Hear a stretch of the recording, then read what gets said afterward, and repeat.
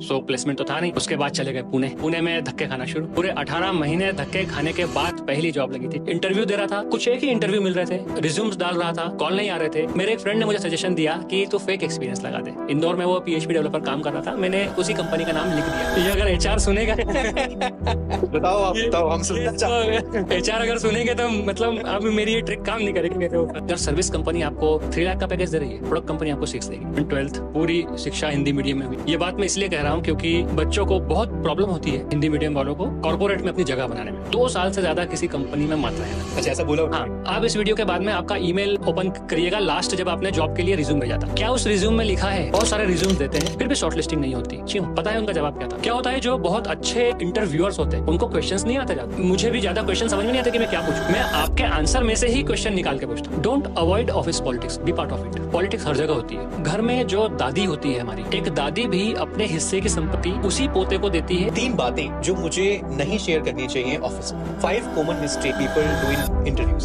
5 क्या 50 है। अच्छा, IITian में और हमें क्या फर्क है? जिस एक्सपीरियंस में लोग एक कंफर्ट की तरफ जाते हैं, आपने स्टार्टअप को छोड़ा, ऐसा क्यों? ये कई बंदों को ऐसा लगता है कि यार हम कोई ज्यादा काम नहीं है, 50,000 सैलरी आ रही है, मजे करो। लेकिन ये मजा कब सजा में बदल जाता है आपको पता भी नहीं चलता। क्योंकि अजय के पास घर है और 2 करोड़ 2 करोड़ है। अंकित के पास घर है और 7 करोड़ है। लेकिन अजय के पास कुछ और भी है। ने छोटी सर्विस कंपनी में काम किया, बड़ी सर्विस कंपनी में भी काम किया है, छोटी प्रोडक्ट कंपनी में भी काम किया है, बहुत बड़ी प्रोडक्ट कंपनी में भी काम किया है, छोटी स्टार्टअप में भी काम किया है, एक मिड लेवल स्टार्टअप में भी काम किया है, फ्रीलांस भी किया है, छोटे प्रोजेक्ट भी लिए, बहुत बड़े प्रोजेक्ट भी लिए।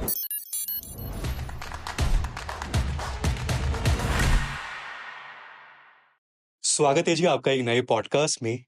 अगर हम किसी चीज को पाना चाहते हैं और उसमें लगे हुए हैं, अच्छे से मेहनत कर रही हैं, एक चीज आप मान लीजिए कि आपको रिजल्ट्स मिलेंगे।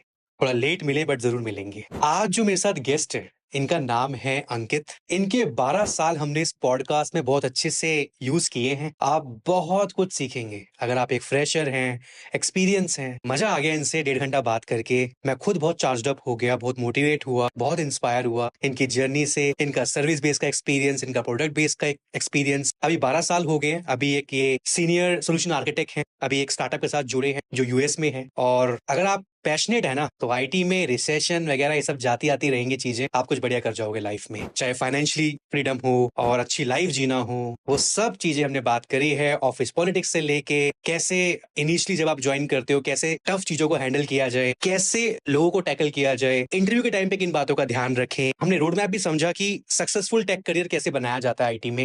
And seriously this is one of the best episode. बहुत सारे पॉडकास्ट करते हैं बट ये पॉडकास्ट बहुत ही खास था। बहुत कुछ सीखा हमने अंकित की जर्नी से। उम्मीद है आप लोग भी सीखेंगे, पर शर्त एक है कि आपको 1.5 घंटा देना पड़ेगा इस पॉडकास्ट में, तभी आप चीजें समझेंगे और अपनी लाइफ में इंप्लीमेंट करने की कोशिश करेंगे। कोई बात अगर आपको 5 साल बाद पता चले और आज ही पता चल जाए तो कितना अच्छा हो जाए। आपके स्ट्रेटेजी, आपका माइंडसेट चेंज हो जाएगा और वही जरूरी है। इस पॉडकास्ट को देखने के बाद मैं चाहता हूं आपका हो और आप सही चीजें पे काम करें। तो करना क्या है पता है आपको? वीडियो को लाइक करना, लाइक एम 15,000 कर देना ऐसी और इंटरेस्टिंग पॉडकास्ट के लिए। बाकी कमेंट करना, नहीं हो तो सब्सक्राइब करना अलॉन्ग विद बेल आइकन। अगर आप सब्सक्राइब करेंगे तो मैं ऐसे और इंटरेस्टिंग गेस्ट लेके आ पाऊंगा चैनल पे। बाकी मेरे साथ पॉडकास्ट करना चाहते हैं या बैठना चाहते हैं, अपनी स्टोरी शेयर करना चाहते हैं, तो आप मुझे ईमेल कर सकते हैं। मैं या मेरी टीम से कोई रीच आउट करेगा, हम आपको सुनेंगे, समझेंगे और आपके साथ अच्छा सा पॉडकास्ट शूट कर रहे होंगे। ठीक है, चलिए शुरू करते हैं। आज सच में आप मुझे लास्ट में थैंक यू बोल के जाओगे, बहुत मजा आने वाला है। चलिए, सो अंकित, स्वागत है आपका हमारे यूट्यूब चैनल पे। Thank you so much for coming. आज हम बात करेंगे आपकी 10 साल की जर्नी के बारे में। चीजें कैसे स्टार्ट हुई, टेस्टिंग, जावा, .NET, लो कोड, या अभी आप सोल्यूशन आर्किटेक्ट हैं। राइट। हालांकि आपको देख के लगता है कि 10 साल का एक्सपीरियंस है, बताना जी कमेंट सेक्शन के अंदर। बट उससे पहले वैसे सवाल बहुत सारे हैं। जो 10 साल में आपने ये सब चीजें फेस तो की होंगी, राइट। तो मैं आज बात करूंगा डिटेल में आपसे, बहुत मजा आने वाला है। एंड बट उससे पहले एक छोटा सा इंट्रोडक्शन, थोड़ा बताइए अपने बारे में, आप कहाँ से आते हैं एंड कैसे रहे ये 10 साल। बिल्कुल। सबसे पहले तो मैं आपको करेक्ट करूंगा, 10 नहीं 12 साल। अच्छा।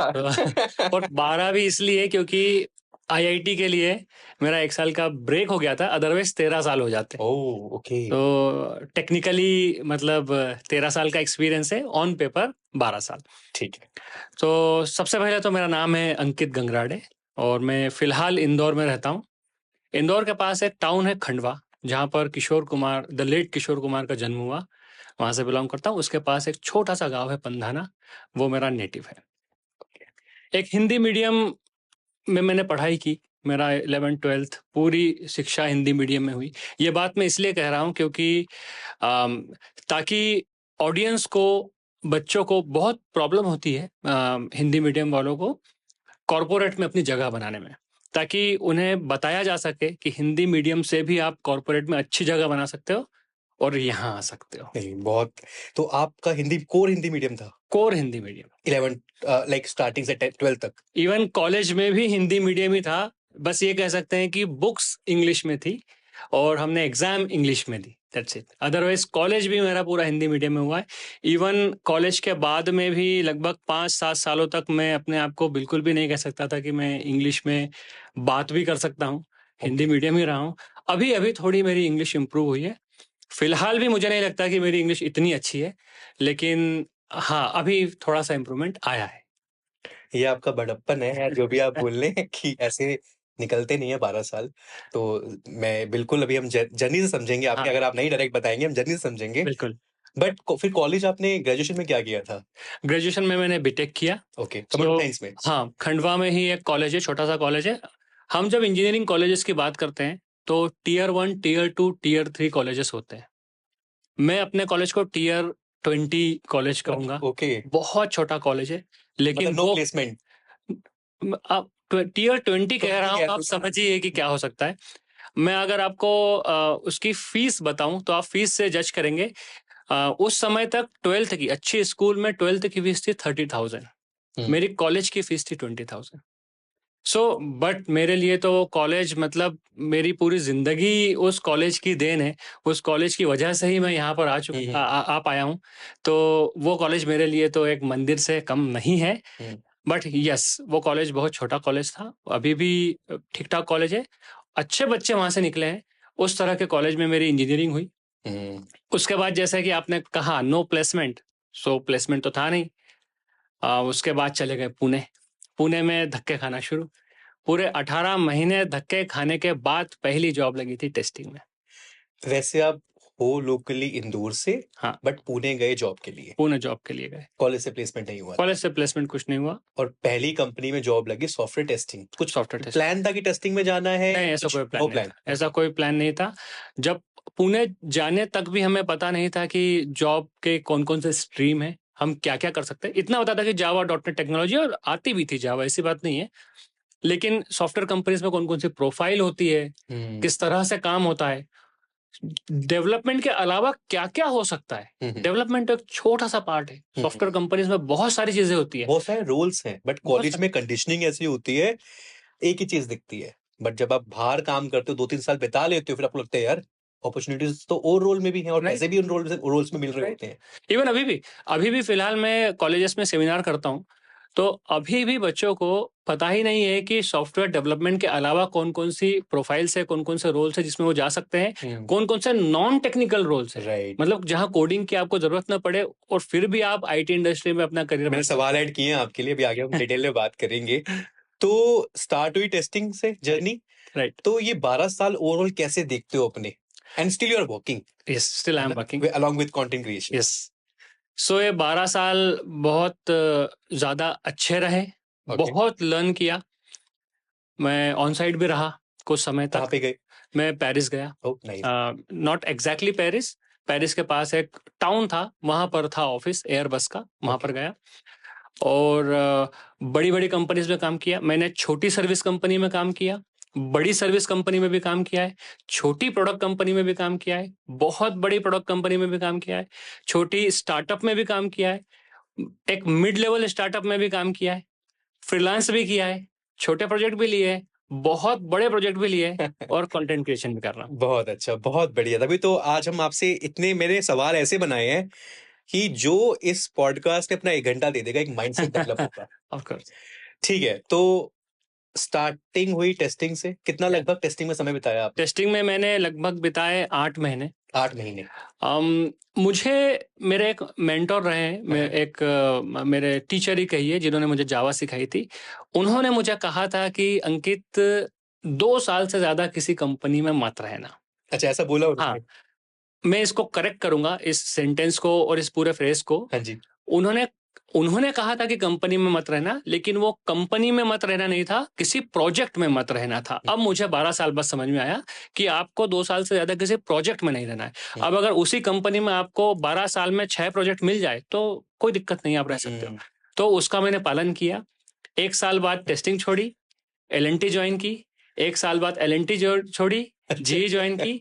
1 साल बाद जी छोड़ी, हालांकि जी ने रिटेन कर लिया। अच्छा। फिर 1 साल बाद जी छोड़ी, फिर रिटेन किया, फिर छोड़ी, फिर ऐसा 5 बार मुझे जनरल इलेक्ट्रिक ने रिटेन किया, फिर छोड़ी, हेक्सा ज्वाइन की। तो मैं सिर्फ 8-9 महीने पूना रहा टेस्टिंग में।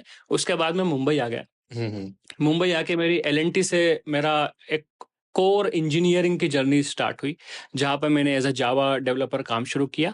एज अ जावा डेवलपर में हायर हुआ था, बट मुझे फिर टेस्टिंग में डाल दिया गया, वहाँ पर भी पाइथन में। तो मैं जब पेरिस गया, वहाँ पर मैं पाइथन में मैं टेस्टिंग का पूरा फ्रेमवर्क लिख रहा था और उसको सीखा।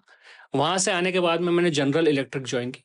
जनरल इलेक्ट्रिक ने मेरा पूरा करियर बदल दिया। क्योंकि इतने रिटेन हो गए। यस, कितनी बार आपने रिटेन किया? या नॉट मैं रिटेन के पर्सपेक्टिव से नहीं बोल रहा हूँ। जनरल इलेक्ट्रिक मींस एक प्रोडक्ट कंपनी। सबसे पहले तो अगर आपको नहीं पता है तो बहुत बड़ी कंपनी है, लाइक गूगल, फेसबुक, इस तरह की कंपनीज को हम जिस तरह मानते हैं, जनरल इलेक्ट्रिक भी उसी तरह की कंपनी है। मुझे भी नहीं पता था उसको ज्वाइन करने से पहले। वहां पर सारी कटिंग एज टेक्नोलॉजीज पे मुझे काम करने को मिला। हर 6 महीने में मैंने न्यू प्रोजेक्ट पे काम किया। और मैंने मेरे कुछ वीडियोस में प्रोडक्ट कंपनी और सर्विस कंपनीज के डिफरेंसेस भी बताए हैं। मैं जानूंगा भी आपसे इसी क्वेश्चन के कंटिन्यूएशन। तो जितने मुझे प्रोडक्ट कंपनी के फायदे मिले हैं वो जी में मिले। उसने मेरी पूरी पर्सनालिटी चेंज कर दी।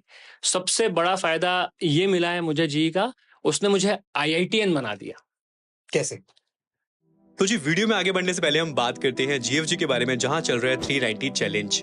अभी 390 चैलेंज क्या है? अगर आप अपने आप को अपस्किल करने का सोच रहे हैं, फॉर एग्जांपल अगर आप कोई भी कोर्स एनरोल करते हैं GFG से, जैसे software testing, DevOps, full stack web development, कोई भी कोर्स, और उसे एनरोल करने के बाद अगर आप 90% 90 डेज के अंदर कंप्लीट कर लेते हैं, then you will get 90% refund. For example अगर आप आज एनरोल करते हैं तो आज से अगर आप 90 डेज के अंदर 90% अगर अपना कोर्स कंप्लीट कर लेते हैं तो आपको 90% आपका रिफंड आपको वापस मिल जाएगा।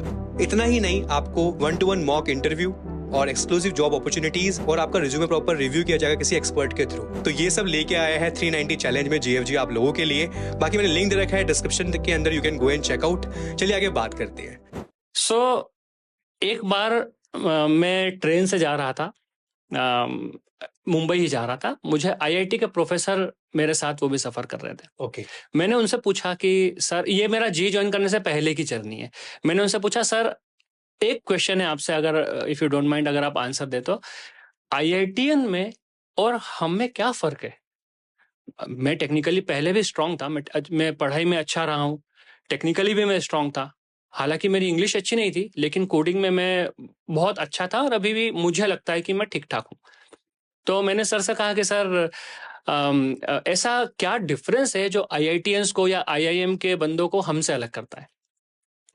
सर ने मुझे कहा सिर्फ एक ही डिफरेंस है, वो है एटीट्यूड और किसी भी अपॉर्चुनिटी को, किसी भी प्रॉब्लम को देखने का नजरिया।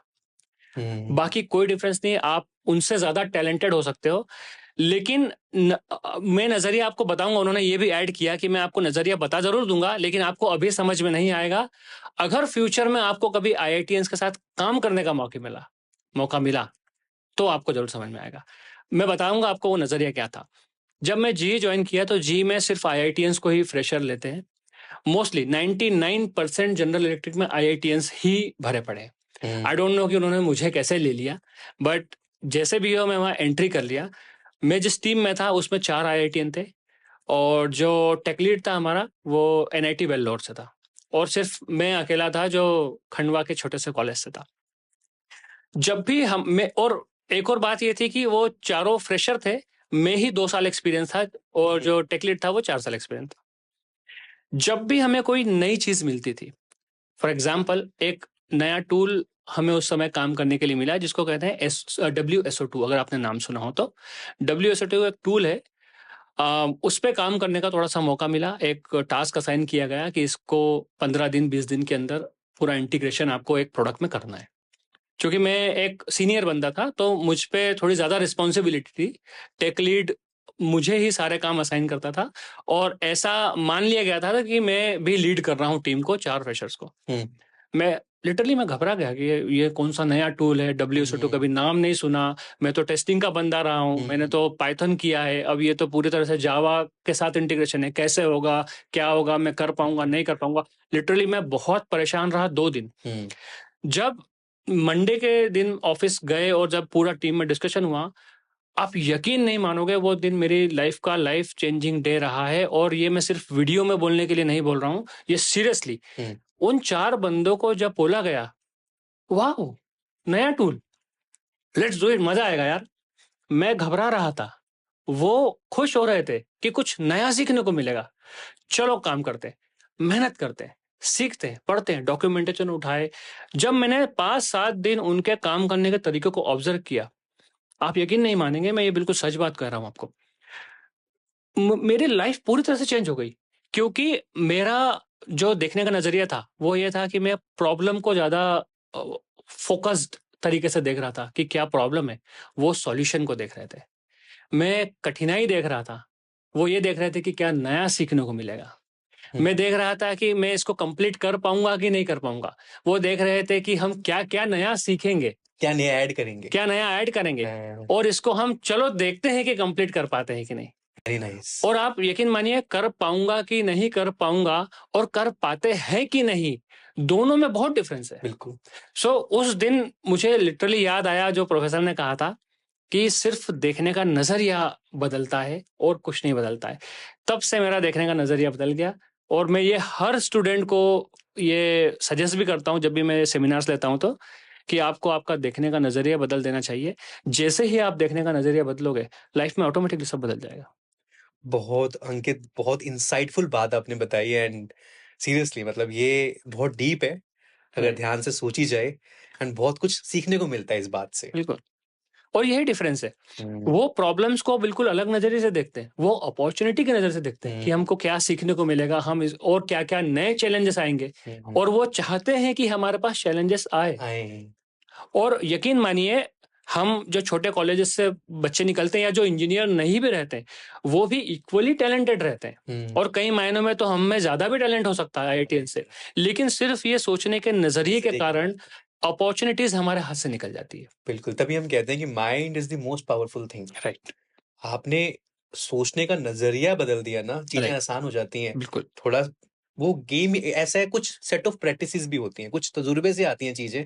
अगर आपको वो इन्वायरमेंट नहीं मिलता, शायद आपका माइंड वैसा डेवलप नहीं बिल्कुल नहीं होता। सो टेस्टिंग, जावा भी देखा, .NET भी देखा, लो कोड में भी आप रहे। राइट। ये लो कोड क्या है? जैसा मैंने कहा कि जी ने मुझे हर 6 महीने में नई टेक्नोलॉजी दी थी। 2017 के अराउंड एक नया टूल चल रहा था, हालांकि बहुत पहले से चल रहा था, लो कोड। सेल्सफोर्स आपने नाम सुना होगा, right? Salesforce is a low code tool, but पहले तक सिर्फ सेल्सफोर्स में ही एप्लीकेशन डेवलप होती थी। आउट सिस्टम्स एक लो कोड टूल था, उसमें एक POC करने के लिए आया कि यार चलो करते हैं। अब मैं चूंकि IITian हो चुका था उस समय तक, तो 2017-18 तक तो फिर सीधे मेरे पास ही काम आया, Ankit you will have to do this. So मुझे लीड बनाया गया, 2 लोगों की टीम दी गई और लो कोड में प्रैक्टिस की, सीखा। जब सीखा तो समझ में आया तो बहुत ही पावरफुल टूल है। और ये इतना पावरफुल टूल है कि आपकी प्रोडक्टिविटी को 9x कर देता है, पूरा 9 टाइम्स बढ़ा देता है। जो टूल आप जावा में, .NET में 1 साल में बनाते हो, वो आप यहाँ 1-2 मंथ में डिलीवर कर सकते हो। ऐसा क्या है लो कोड में, क्या देता है ये हमें? कुछ पैकेजेस देता है, टेम्पलेट्स देता है? एग्जैक्टली। सो जैसे जावा के भी फ्रेमवर्क्स है, right? Spring boot, struts.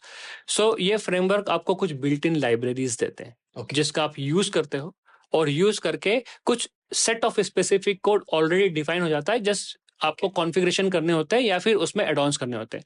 Similarly जिसने भी लो कोड की कल्पना की, उसने सोचा कि हम फिर for loop, for each loop, हम if conditions, switch, else condition, इसको भी तो ऑटोमेटिकली कॉन्फ़िगर कर सकते हैं। सिर्फ अगर हम पाथ ड्रॉ कर दे या फिर हम वर्कफ्लो डिजाइन कर दे, बिहाइंड द सीन सारे लूप्स बन जाए, सारा कोड लिख जाए, ये भी तो पॉसिबल है। और डेवलपर को सिर्फ लॉजिक्स पे कंसंट्रेट करना पड़े तो कितना अच्छा हो जाए। हम्म, और ये सही भी है, राइट? बिल्कुल अगर आपको किसी एक्सेल शीट से डेटा पूरा रीड करना है, आपको किसी भी टेक्नोलॉजी में 4-5 लाइन का कोड लिखना पड़ेगा। बिल्कुल राइट करने के लिए 4-5 लाइन का कोड लिखना पड़ेगा, और जो बिजनेस लॉजिक परफॉर्म करना है उन 4-5 लाइन के कोड के बीच में आएगा। बिल्कुल लेकिन जो 4-5 लाइन का कोड है, ये तो सिंटेक्स है।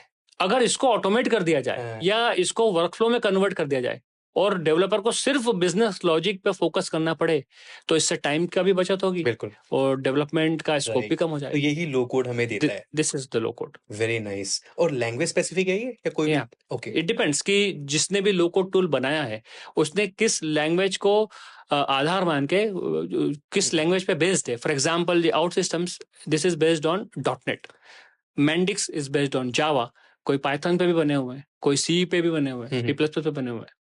ओके।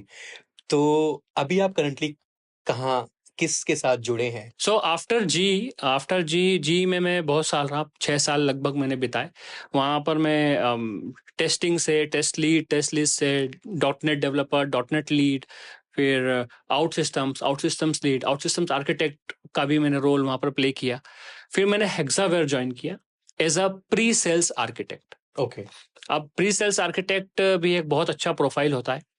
इसमें होता यह है कि आप डायरेक्टली सेल्स टीम से टच में रहते हो।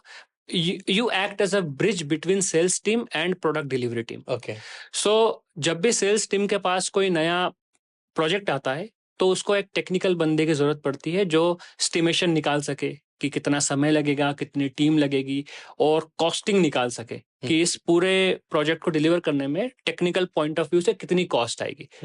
तो वो रोल मैंने प्ले किया। साथ ही मैंने टीम बिल्डिंग, टीम की ट्रेनिंग और 2 प्रोडक्ट को हैंडल करने का भी रोल प्ले किया।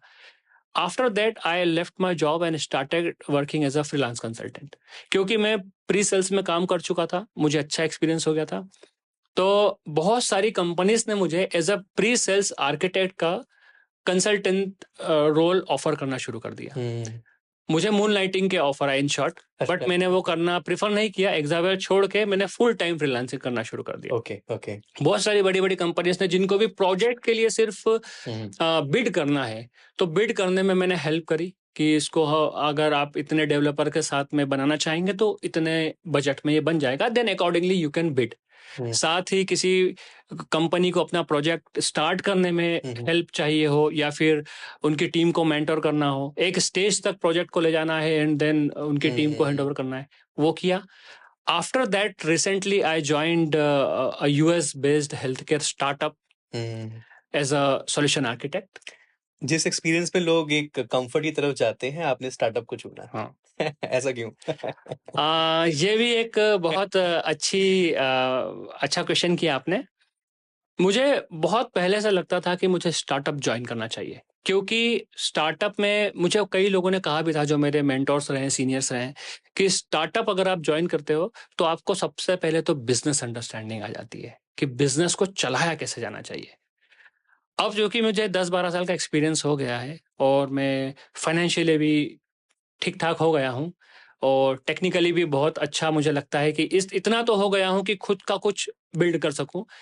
तो मुझे लगा कि यार स्टार्टअप ज्वाइन करने का कुछ प्लान नहीं था, बट अपॉर्चुनिटी आई।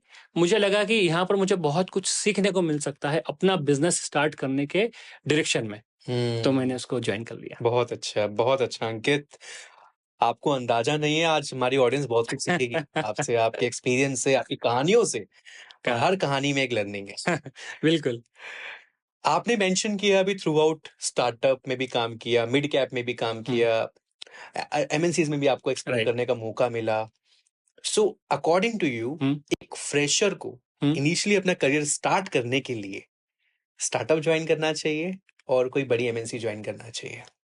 एंड इसमें आप मुझे डिफरेंस बताइएगा, सर्विस बेस भी और प्रोडक्ट बेस में, जो आपने महसूस किया through out your journey, please. बिल्कुल। सबसे पहले तो आपको जहां जॉब मिले पहले स्टार्ट तो कर दो। स्टार्ट करना सबसे जरूरी है, सही बात है। क्योंकि जब आप फ्रेशर हो तो आप इस स्टेज पे नहीं हो, आप इस पोजीशन पे नहीं हो कि आप चुनाव कर सको कि यार मैं आपको नहीं, आपको ज्वाइन करूंगा, आपको नहीं, आपको ज्वाइन करूंगा। बिल्कुल। लेकिन अगर आप हो, आप एक्स्ट्रा ऑर्डिनरी हो, आपने आईआईटी से इंजीनियरिंग किया है या बड़े कॉलेज से किया है, तो आपको बहुत सारे फैक्टर्स है जिस पे ध्यान देना चाहिए। सबसे पहले मैं डिफरेंसेस बताता हूँ हाँ कि जी। सर्विस कंपनी और प्रोडक्ट कंपनी में डिफरेंस क्या होता है। Service company in the sense TCS, Wipro, Infosys, these are service company.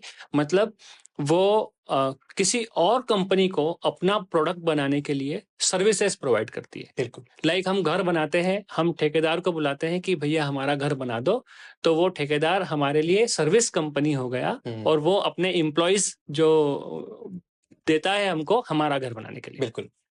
Product company मतलब एक कंपनी जो खुद के प्रोडक्ट बनाती है, या तो उस प्रोडक्ट को सेल करती है या उस प्रोडक्ट को एज अ सर्विस सेल करती है। फॉर एग्जाम्पल, मैं एक बिल्डर हूँ, मैंने अपने खुद के घर बनाए हैं, मैं अपने खुद के घर रेंट आउट कर रहा हूँ या फिर मैं अपने खुद के घर बना बना के बेच रहा हूँ, तो ये मेरी प्रोडक्ट कंपनी हो होगी। ये एक बेसिक डिफरेंस हुआ। हम्म, अब काम करने के कल्चर, काम करने के तरीके, बेनिफिट्स, सैलरी, प्रोग्रेस, अपॉर्चुनिटीज, इनमें बहुत बड़ा डिफरेंस है। ये आपने देखा है? हाँ, दोनों दोनों ही कंपनीज पे, दोनों ही सेक्टर्स में।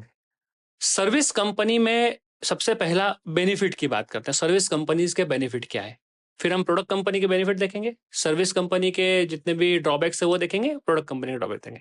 सर्विस कंपनी के सबसे बड़े बेनिफिट्स ये है कि आपको इजीली एंट्री मिल जाती है, क्योंकि सर्विस कंपनी में हर तरह के बंदों की जरूरत पड़ती है। टेक्निकली बीस्ट भी चाहिए, ऐसे बंदे भी चाहिए जो थोड़े थोड़े अंडर परफॉर्मर भी है या थोड़े से कम टेक्निकली स्ट्रांग भी है तो भी चलेगा। ऐसे बंदे जो बिल्कुल जीरो टेक्निकल, जिनको नॉलेज है, दूसरा सेक्टर्स का नॉलेज है, वो भी चलेंगे, क्योंकि हर तरह का काम, हर तरह का काम है।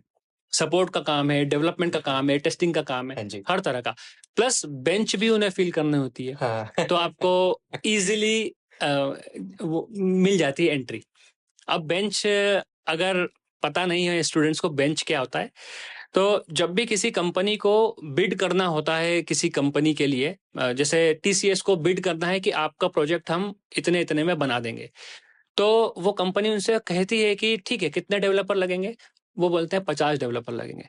लेकिन 50 लगेंगे, माना हम 50 से काम भी करा लेंगे, लेकिन 50 में से 10 ने कल रात को ही छोड़ दिया, तो फिर क्या होगा? क्या आपके पास में ऐसी वर्कफोर्स है जिनको आप तुरंत ओवरनाइट लगा सको? तो वो बोलते हैं कि हाँ, हमारे पास बेंच पे इतने 1000, इतने 100 रिसोर्सेज बैठे हैं जिनको हम लगा सके। That is called bench. बहुत अच्छे से आपने बताया एंड ये चीजें एक्सपीरियंस से ही आती हैं एंड सर्विस बेस में स्पेशली एक बेंच पूल एरिया होता है जहाँ पे लोगों को रखा जाता है। वहाँ पे एक्सपीरियंस एंड फ्रेशर हर तरीके के लोग होते हैं और वो फिर दोबारा से इंटरव्यू दे रहे होते हैं प्रोजेक्ट के लिए। कभी कभी डायरेक्ट हायरिंग भी हो रही होती है, बट कभी कभी हम प्रोजेक्ट में इंटरव्यू देके जा रहे होते हैं, depend on tech stack. Right. तो आप ये सलाह देंगे कि if you are a fresher, अगर तुम्हारे पास ठीक ठाक चीजें हैं, फर्स्ट ट्राई की अपनी पहली जॉब ली जाए, मैटर नहीं करता वो स्टार्टअप है एमएनसी है। करेक्ट। अनटिल अनलेस आपके पास बहुत ही स्ट्रॉन्ग पोर्टफोलियो है, आप कुछ और चीज डिजर्व करते हैं, आप कोई और चीज के लिए बने हैं, देन फाइट करना जरूरी है कि हाँ, राइट। कि मुझे यही कंपनी क्रैक करनी है। Right, correct. सो हम उनके बेनिफिट्स के बारे में बात कर रहे थे। सर्विस कंपनी का पहला बेनिफिट तो यही हुआ कि आपको इजीली जॉब मिल जाती है। दूसरा बेनिफिट उसका ये होता है कि अगर आप जॉब मिल गई, उसके बाद अगर आप थोड़े बहुत टेक्निकली इधर उधर भी हो तो भी सर्वाइव कर लेते हो। बिल्कुल। तीसरा बेनिफिट उसका ये कह सकते हैं कि आपको थोड़ा सा फ्लेक्सिबिलिटी मिल जाती है इस बारे में कि आप किस बैकग्राउंड से हो, आपका एजुकेशनल बैकग्राउंड क्या है। अगर आपका एजुकेशनल बैकग्राउंड अगर थोड़ा सा वीक भी है, आपने ज़्यादा अच्छे परसेंटेज से इंजीनियरिंग नहीं आपकी पास हुई है, तो भी आपको सर्विस कंपनी में एंट्री मिल जाती है। चौथा बेनिफिट ये मिलता है कि आपको फ्रेंड्स बहुत अच्छे मिल जाते हैं सर्विस कंपनी में। और टीसीएस, विप्रो, इन्फोसिस, इनकी बात करें तो यहाँ पर यंगस्टर्स भरे पड़े भरे हैं। पड़े हैं। तो अगर आप ऐसा फ्रेशर जाते हो तो आपकी लाइफ लॉन्ग वाली फ्रेंडशिप बनती है। ये मैंने पर्सनली ऑब्जर्व किया है, क्योंकि जब मैंने सर्विस कंपनी में स्टार्ट किया था, मेरे बहुत बहुत पक्के फ्रेंड्स बने, और प्रोडक्ट कंपनी में मेरा एक भी फ्रेंड नहीं बन पाया, क्योंकि प्रोडक्ट कंपनी में आपको आपकी उम्र का कोई बंदा मिलेगा इसके चांसेस थोड़े कम होते हैं। Okay. डिपेंड करता है कौन सी ये आपके कंपनी में आप एक्सपीरियंस में रहा। कौन सी कंपनी में आप Right. जा रहे हो। तो ये हुए सर्विस कंपनी के बेनिफिट्स। सर्विस कंपनी के अगर ड्रॉबैक्स की बात करें तो आपको टेक्निकली डिमांडिंग प्रोजेक्ट्स मिलेंगे कि नहीं मिलेंगे इसकी गारंटी नहीं। लक है ये पहला।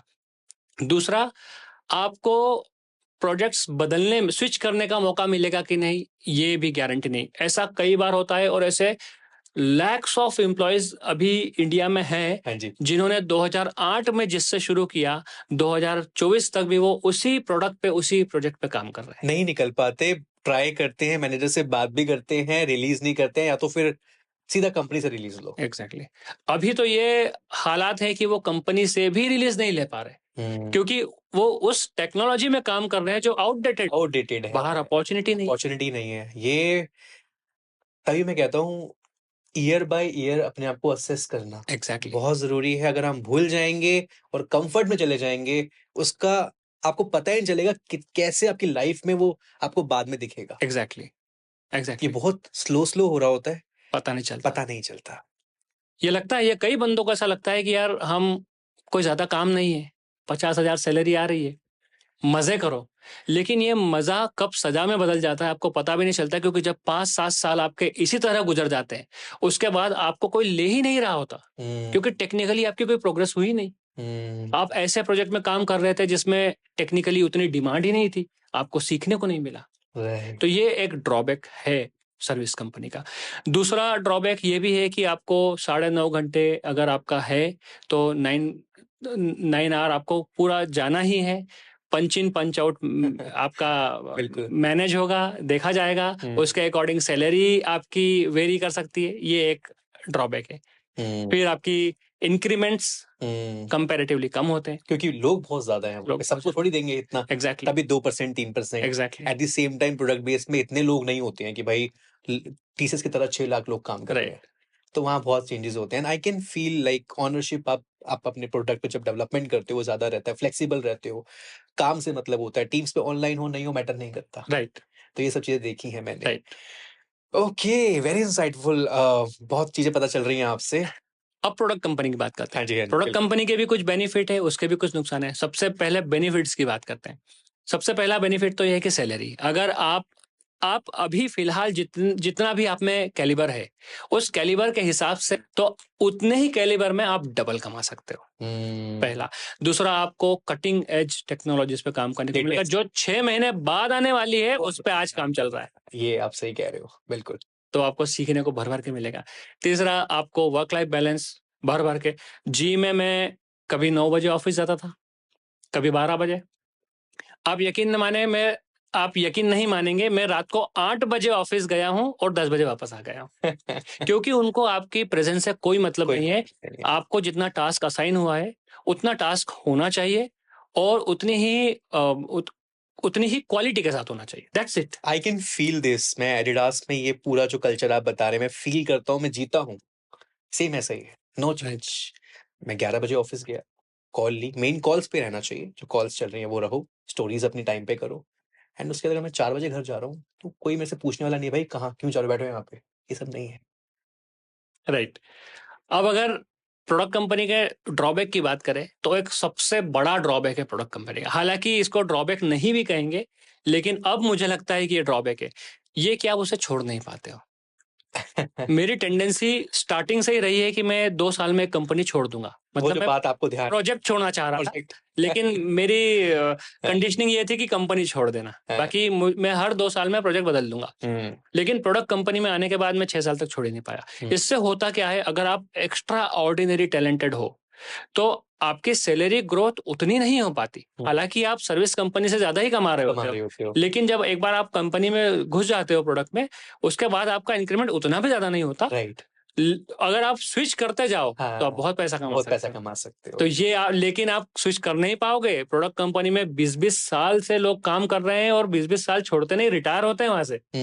तो ये ड्रॉबैक है प्रोडक्ट। नहीं, बिल्कुल सही बोल रहे हो आप। और एक सोर्स ऑफ मोटिवेशन पैसा होता है जो आपको मिल रहा होता है। ठीक है, प्रोडक्ट डेवलपमेंट आप कर रहे होते हो, आपका एक्सपीरियंस बढ़ रहा होता है, बट आपने बिल्कुल सही कहा कि फिर अच्छा तो लग रहा होता है, फिर कहते हैं ठीक है यही अच्छा है। करेक्ट। अब पॉडकास्ट में हम बहुत सारी चीजें बात कर रहे हैं, आप अलग अलग सेगमेंट को आप कवर कर रहे हैं, बहुत अच्छी बात है। तो सवाल भी फिर उसी सेगमेंट के हम रखेंगे। बिल्कुल बिल्कुल। Fake experience. बहुत सारे फ्रेशर्स हैं, अब कभी कभी अपॉर्चुनिटी नहीं मिल रहा होता, फेक करना पड़ता है। राइट। इज इट राइट और नॉट? अब मैं क्या बोलूं इसमें। देखिए, सही तो नहीं है, लेकिन बहुत लोग कर रहे हैं। और मैं आपको बता रहा हूँ, इसमें मेरा भी पॉइंट ऑफ व्यू है, मेरे बहुत नोन में है, करके एडजस्ट हो गए। राइट। हो गए ना। मतलब बहुत लोग कर रहे हैं, करने के बाद में 2-3 साल बाद उसको हटा देते हैं। और पुणे में, मुंबई में, बैंगलोर में बहुत सारी ऐसी कंपनीज है जो फेक एक्सपीरियंस प्रोवाइड कर रही है, बट ये गलत है, ये इलीगल है। और मैंने भी किया था। अच्छा। हाँ, लेकिन मैंने हाफ फेक एक्सपीरियंस लगाया था, पार्शियल ये फेक वर्कआउट एक्सपीरियंस करता लगाया है। था। हाँ, वर्कआउट किया था। मतलब आप समझिए ना, मैंने आपको अपने इंट्रोडक्शन में बताया कि 2012 में मैंने इंजीनियरिंग पास आउट की और 2013 में नवंबर में मेरी जॉब लगी। 2012 से मैं 13 मिड तक पुणे में। द मोमेंट मैंने उसका नाम लिखा, सेकेंड डे मेरे पास कॉल आया, सेकेंड डे, आप इंटरव्यू के लिए आ जाओ। इंटरव्यू के लिए गया, मेरा फर्स्ट राउंड निकला, सेकंड राउंड निकला, थर्ड राउंड निकला। 3-4 दिन बाद मुझे एचआर राउंड के लिए कॉल आ गया कि आप आपके डॉक्यूमेंट लेके आ जाइए। बताओ। लेकिन मैं वहां पर मैंने नहीं बताया उन्हें कि मैं बट एक चीज मैं बोलना चाहूंगा, क्योंकि अगर आप नहीं बताते तो शायद आपको नहीं मिलती नहीं, अपॉर्चुनिटी, ऑफ क्योंकि कोर्स सम टाइम अपॉर्चुनिटी के लिए काम करना पड़ता है। हालांकि ये गलत है, ये सही नहीं है, बट अगर आप सच में स्किलफुल हैं तो और आपने ये तरीका अपनाया भी है तो बुरा नहीं है, क्योंकि आपने तो अपना इंटरव्यू ईमानदारी से दिया है ना, वहां तो कुछ फेक नहीं है। राइट। तो फिर वहां से आपका अगर करियर बन रहा है तो व्हाई नॉट। नहीं, आप ये कर सकते हैं जो मैंने किया। मैंने क्या किया, जब जब ऑफर लेटर लेने की बारी आई, एचआर राउंड की बारी आई, तो उन्होंने मुझे सारे डॉक्यूमेंट के साथ बुलाया। अच्छा। मैं भी इसके फेवर में नहीं था, मैं फेक एक्सपीरियंस के फेवर में नहीं था। फिर मैं डॉक्यूमेंट कहाँ से लाता, मेरे पास डॉक्यूमेंट थे नहीं। मेरे कुछ फ्रेंड्स कहे कि हम इस कंपनी से बात करते हैं, उस कंपनी से बात करते हैं, पैसे देते हैं, 10,000 15,000 रुपए में फेक एक्सपीरियंस बनते थे। बट मैंने फिर सोचा कि नहीं, मैं मना कर दूंगा और मैं बोल दूंगा साफ साफ एचआर राउंड में कि मेरे पास एक्सपीरियंस नहीं है। और मैंने यही किया। अगर सर्विस कंपनी आपको 3 लाख का पैकेज दे रही है, प्रोडक्ट कंपनी आपको 6 देगी। ये तो है। 90% प्रोडक्ट कंपनीज, कुछ एक है जो आपको कम देगी, लेकिन 90% केसेस में आपको 6 मिल जाएगा। इंटरव्यू दे रहा था, कुछ एक ही इंटरव्यू मिल रहे थे, मैं रिज्यूम्स डाल रहा था, कॉल नहीं आ रहे थे। मेरे एक फ्रेंड ने मुझे सजेशन दिया कि तू फेक एक्सपीरियंस लगा दे। इंदौर में वो पीएचपी डेवलपर काम कर रहा था, मैंने उसी कंपनी का नाम लिख दिया। एचआर ने क्या गालियां दी है मुझे, मतलब गालियां नहीं दी, लेकिन उन्होंने बहुत बुरा भला कहा कि आप ऐसा कैसे कर सकते हो, अनएथिकल है। लेकिन मैंने उन्हें फिर रिक्वेस्ट की कि एक बार आप जो हायरिंग मैनेजर जिन्होंने मेरा इंटरव्यू लिया था, उनसे एक बार पूछिए कि ये बंदा चलेगा कि नहीं। अब वो बाहर गए, आई डोंट नो पूछा कि नहीं पूछा, लेकिन उन्होंने मुझे एक्सेप्ट कर चलिए, लिया। ये चीज आपके किसी वर्कआउट कर गई, बट हर किसी के लिए नहीं कर नहीं कर सकती। तो सकते। आपको देखना है कि बोलना है नहीं बोलना है, कितना चुप रहना है। नहीं तो फेक एक्सपीरियंस आप उसी कंडीशन में बताओ जब आपको लगे कि आप इस इंटरव्यू को क्रैक कर ही लोगे, कर ही लोगे, बिल्कुल सही कहा आपने, बिल्कुल तो कंप्लीटली एग्री। अदरवाइज ब्लैकलिस्ट हो जाओगे। ठीक है, चलो, फेक एक्सपीरियंस का एक सवाल था, हम पूछना चाहते थे आपसे, एंड आपने बहुत अच्छे से और अपनी ईमानदारी के साथ आंसर दिया, क्योंकि आपकी जर्नी में वो रहा है। सर्टिफिकेशंस, जैसे हमने बात करी, बहुत सारे रूल्स आते हैं, टेस्टिंग है, डेवऑप्स है, क्लाउड है, फ्रंट एंड जैसे मैं खुद काम कर रहा हूँ, क्या होल्ड करते हैं वैल्यू को जब मैं स्विच कर रहा होता हूँ, या सामने वाले को चमकाने के लिए क्या सर्टिफिकेशन मैटर करते हैं? ऑफ कोर्स मैटर करते हैं। मैं आपसे एक क्वेश्चन पूछता हाँ हूँ। जी। मान लीजिए आपको सर्दी जुकाम हुआ, हाँ। आपको डॉक्टर के पास जाना है, आपके मोहल्ले में 2-3 एमबीबीएस डॉक्टर बैठे हैं, ठीक है, आप किसके पास जाओगे? मतलब किसी के पास भी चला जाऊंगा या अगर सर्दी जुकाम जस्ट है तो। सर्दी जुकाम है, हाँ, राइट? दोनों ही डॉक्टर है। एग्जैक्टली। लेकिन हार्ट सर्जरी करानी हो तो मैं स्पेसिफिक हार्ट वाले के पास जाऊंगा। Exactly, right. अब आपके पास 2 ऑप्शन है, दोनों एम्स से पास आउट है, दोनों ब्रिलियंट डॉक्टर है, दोनों बहुत फेमस है, उनके रिव्यूज अच्छे हैं। एक डॉक्टर, दोनों ने एमएस किया है, सेम कॉलेज से किया है, मान के चलते हैं। लेकिन सिर्फ एक डॉक्टर ऐसा है, दोनों को आप चूज कर सकते हो, दोनों में से किसी को भी चूज कर सकते हो, लेकिन एक डॉक्टर ऐसा है जिसने उस स्पेसिफिक एरियाज में कुछ फेलोशिप्स करके रखी है, सर्टिफिकेशंस करके रखे हैं, वो इवेंट्स में जाते हैं। एक्सपर्टीज इस तरीके से एग्जैक्टली, कुछ रोबोटिक सर्जरी में उन्होंने 2-3 सर्टिफिकेशन कर लिए। ओके, अब आप किनको चुनोगे? बिल्कुल, जिनसे मुझे ज्यादा स्ट्रॉन्ग वाइब आ रही है कि यार Exactly. इनके पास ज्यादा तजुर्बा है, एक्सपीरियंस है। एग्जैक्टली। तो जब आप 7-8 साल एक्सपीरियंस होते हो आईटी इंडस्ट्री में, आईटी इंडस्ट्री में भी इसी तरह काम करता है, तब आपका सर्टिफिकेशन की कोई उतनी वैल्यू नहीं है, क्योंकि 7-8 साल 10 साल एक्सपीरियंस तक अगर हायरिंग होती है तो एक पोजीशन के लिए 10-15 लोग चाहिए होते हैं। सर्टिफिकेशन वाले भी आते हैं, नॉन सर्टिफाइड भी आते हैं। लेकिन जब 12-14-15 साल एक्सपीरियंस की बात आती है तो एक ही पोजीशन होती है, ठीक है? 4-5-10 लोगों को इंटरव्यू किया, लास्ट में 2 बचे, 2 में से एक फाइनल करना है। 2 बचे हैं, मतलब दोनों टेक्निकली स्ट्रांग है, ऑफ कोर्स, लेकिन एक जिसने अगर 10-12 सर्टिफिकेशन करके रखे हैं 100% उसका वेटेज ज्यादा होता है, और 99% या बोलूं 100% चांसेस है कि उसको हायर कर लिया जाएगा। और न सिर्फ हायर कर लिया जाएगा, अगर उसकी एक्सपेक्टेशन 10-15% दूसरे वाले से ज्यादा भी हुई तो उसको दे दिया जाएगा। तो आप कह रहे हैं कि सर्टिफिकेशन वैल्यू होल्ड करता है स्विच टाइम बहुत पे भी, और इंटरव्यू जब आप दे रहे होते हो तो उसकी इंपॉर्टेंस होती है। बहुत वैल्यू करता है। हाँ, शुरुआत में वैल्यू नहीं, उसका उतना इम्पैक्ट नहीं पड़ता, बट 10-15 साल के एक्सपीरियंस के बाद सर्टिफिकेशन का बहुत इंपॉर्टेंस है। और सर्टिफिकेशन शुरुआत से करना इसलिए जरूरी है कि आप ओवरनाइट 15 सर्टिफिकेशन नहीं कर सकते। आप किसी भी टेक्नोलॉजी का सर्टिफिकेशन उठा लो, जो एंट्री लेवल सर्टिफिकेशन होते हैं वो इजी होते हैं, उनके क्वेश्चंस भी मिल जाते हैं, डम्प्स भी मिल जाते हैं, आप ऐसे ही पास हो सकते हो। लेकिन जो एडवांस लेवल सर्टिफिकेशन है उनके लिए आपको लिटरली पढ़ना पड़ता है। तो अगर आप करियर के शुरुआत से नहीं कर रहे हो तो आप नहीं कर पाओगे। बिल्कुल ठीक है। चलो जी, सर्टिफिकेशन पे भी हमारे बहुत सारे डाउट्स थे, आपके भी होंगे, क्लियर हो गए होंगे। सो सर्टिफिकेशन जब हम कर रहे होते हैं तो कहीं ना कहीं हमें कॉन्फिडेंस और उस चीज में एक्सपर्टीज आती है। हालांकि इंटरव्यू में जाओगे, वो एक सर्टिफिकेशन साइड है अब आपका, अब आप जो जवाब दे रहे हो वो मैटर करता है। एग्जैक्टली। क्योंकि वो एक ठीक है, आपने करा है, मान लिया। अब जब सवाल पूछे जाएंगे वहां फिर आपका कितना होल्ड है वो मैटर ज्यादा है। लेकिन अगर सर्टिफिकेशन आपने जेन्युइनली की है तो आपका नॉलेज ऑटोमेटिकली आएगा, ग्रूम होगा, बिल्कुल सही। बढ़ेगा। कोई जब चीज आप खुद करते हैं तो कॉन्फिडेंस अलग ही होता है। राइट। ओके, अब एक और सवाल मेरा आपसे है, 5 common mistake which people do in interviews. 5 क्या 50 है। अच्छा, बताओ। इस पे मैं एक YouTube Instagram पे सीरीज भी चला रहा हूँ, 30-40 वीडियो मैंने डाले हैं उस पे, कि कौन कौन सी मिस्टेक्स हम करते हैं और कैसे उसको ओवरकम किया जा सकता है।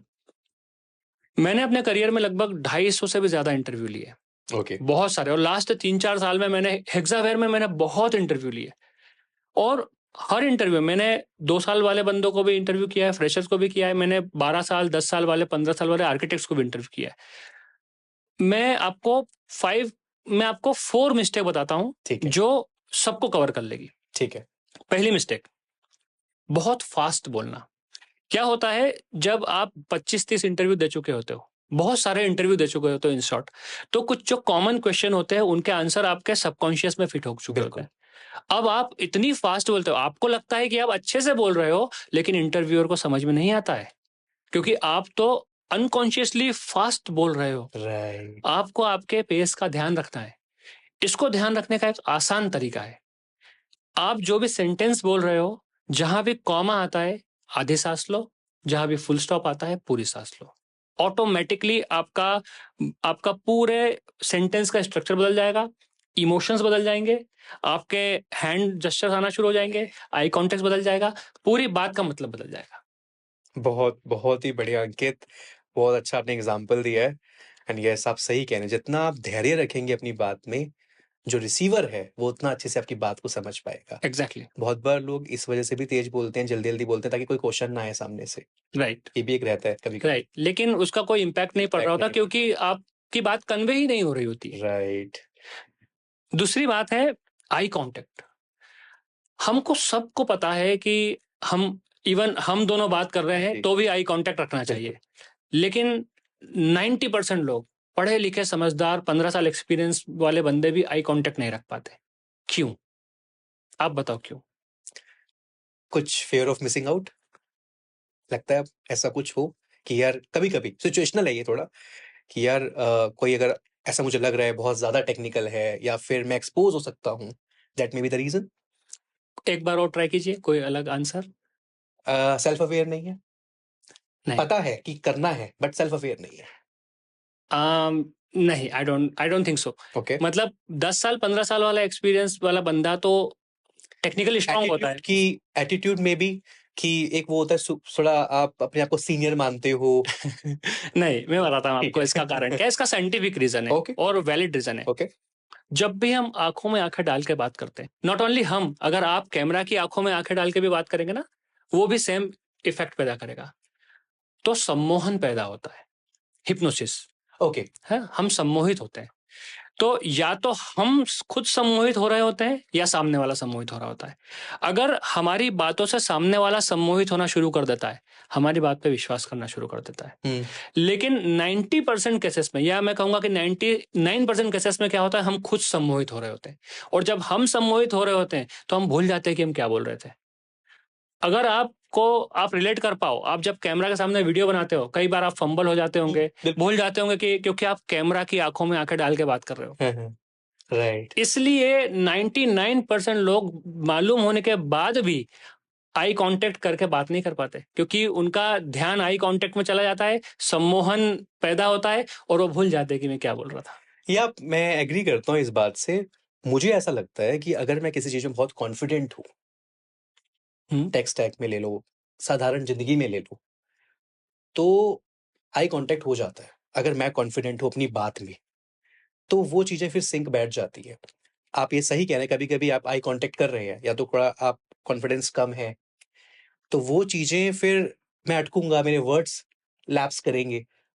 बट अरे यस, आप इसलिए ऐसा बोल पा रहे हो क्योंकि आप वीडियोस बना रहे हो इतने साल से, तो आपको प्रैक्टिस है इस बात की। यस यस, कंप्लीट कॉन्फिडेंस के बाद भी जब आप आंखों में आंखें डालते हो, आप जिसको कॉन्फिडेंस है ना, उसको बोलो कैमरा में वीडियो बनाए, वो फंबल हो जाएंगे। बिल्कुल। अरे आज भी फंबल होते हैं हम, ऐसा नहीं है कि भाई नहीं, वर्ड्स ट्वीक हो गए, नहीं निकल पाए। बट यस, आप तो ये प्रॉब्लम को सॉल्व करने का एक बहुत अच्छा तरीका है। हाँ जी। मैंने अपने कॉलेज के दिनों में थिएटर किया है। अरे वाह, एनएसडी से वर्कशॉप की है मैंने। Very nice. ओके। भोपाल में एमपीएसडी एक इंस्टीट्यूट है, वहां से मैं ग्रेजुएट हूँ 2013 में। तो वहां पर ये प्रैक्टिस हम किया करते थे। और एक्टिंग में तो कराई ही जाती है ताकि फंबल ना हो हम हाँ जी। एक्ट करते समय। आपको मिरर में देखना है, कोई सा भी एक पीस ऑफ डायलॉग लेना है या फिर कोई सी बुक लेना है, और आपको आपकी आंखों में देख करके बात करनी है और उसको पढ़ना है। That's it, just 5 minute. 30 day आप करके देखिए, आपकी फंबल होने की प्रॉब्लम सॉल्व हो जाएगी। आपकी आई कांटेक्ट करके बात करते हुए भूलने की प्रॉब्लम सॉल्व हो जाएगी। आपको याद भी रहेगा आपके बैक ऑफ माइंड में कि मुझे क्या बोलना है अगला सेंटेंस, और आप आंखों में ये देख मैं रहे होंगे। पूरा 100% रिलेट कर रहा हूँ कि कंटेंट क्रिएशन भी कुछ ऐसा ही है। एग्जैक्टली। तभी हमें बहुत प्रैक्टिस है, Right. तभी हम वो आंखों वाली चीजों पे इतना, शायद मेरा ओपिनियन थोड़ा सा अलग था अभी, बट मैं अब आपकी बात समझ गया, क्योंकि वो लोग यूज्ड टू नहीं है। Exactly. They are not content creator. Right. वो कुछ डेली ऐसे एक्सरसाइज नहीं कर रहे हैं। एग्जैक्टली। हम्म। सो तीसरी बात पे आते हैं। तीसरी गलती जो हम इंटरव्यूज के दौरान या जॉब हंटिंग के दौरान करते हैं वो है रिज्यूम। ये मैं आपको रियल लाइफ एग्जांपल दे रहा हूँ और एक्सपीरियंस अपना शेयर कर रहा हूँ। मैंने एक बहुत ही बड़ी कंपनी के एक एचआर मैनेजर से ये क्वेश्चन पूछा था कि मैं या फिर हम सब लोग बहुत सारे रिज्यूम्स देते हैं, फिर भी शॉर्टलिस्टिंग नहीं होती, क्यों? पता है उनका जवाब क्या था? आप गेस कीजिए उन्होंने क्या जवाब दिया होगा। ओके, सो आप मतलब रिज्यूमे देते हैं बट शॉर्टलिस्टिंग नहीं होती। देखो, अगर जेनरिक अगर मैं पॉइंट्स कहूँ तो मे बी जैसे जो वो स्किल सेट चाहते हैं या फिर वो सीवी में उनको दिख नहीं रहा है, पॉइंटर्स नहीं है, क्वालिटी सीवीज नहीं है। This may be the reason. पढ़े ही नहीं जाते सीवी। सीवी आपका कोई पढ़ता ही नहीं है। वो आया है और वो कचरे के डिब्बे में चला गया। क्यों? क्योंकि आपका सीवी अट्रैक्टिव नहीं है। मुझे 50 लोगों को हायर करना है। आप अभी इस वीडियो को देखने के बाद आप naukri.com पे जाइए, लिंक्डइन पे जाइए, कोई भी एक 5-7 साल एक्सपीरियंस वाली जॉब को देखिए, कितने उसमें अप्लाई हुए हैं। 10,000, 5,000, 8,000। 8,000 रिज्यूम को कौन देखेगा?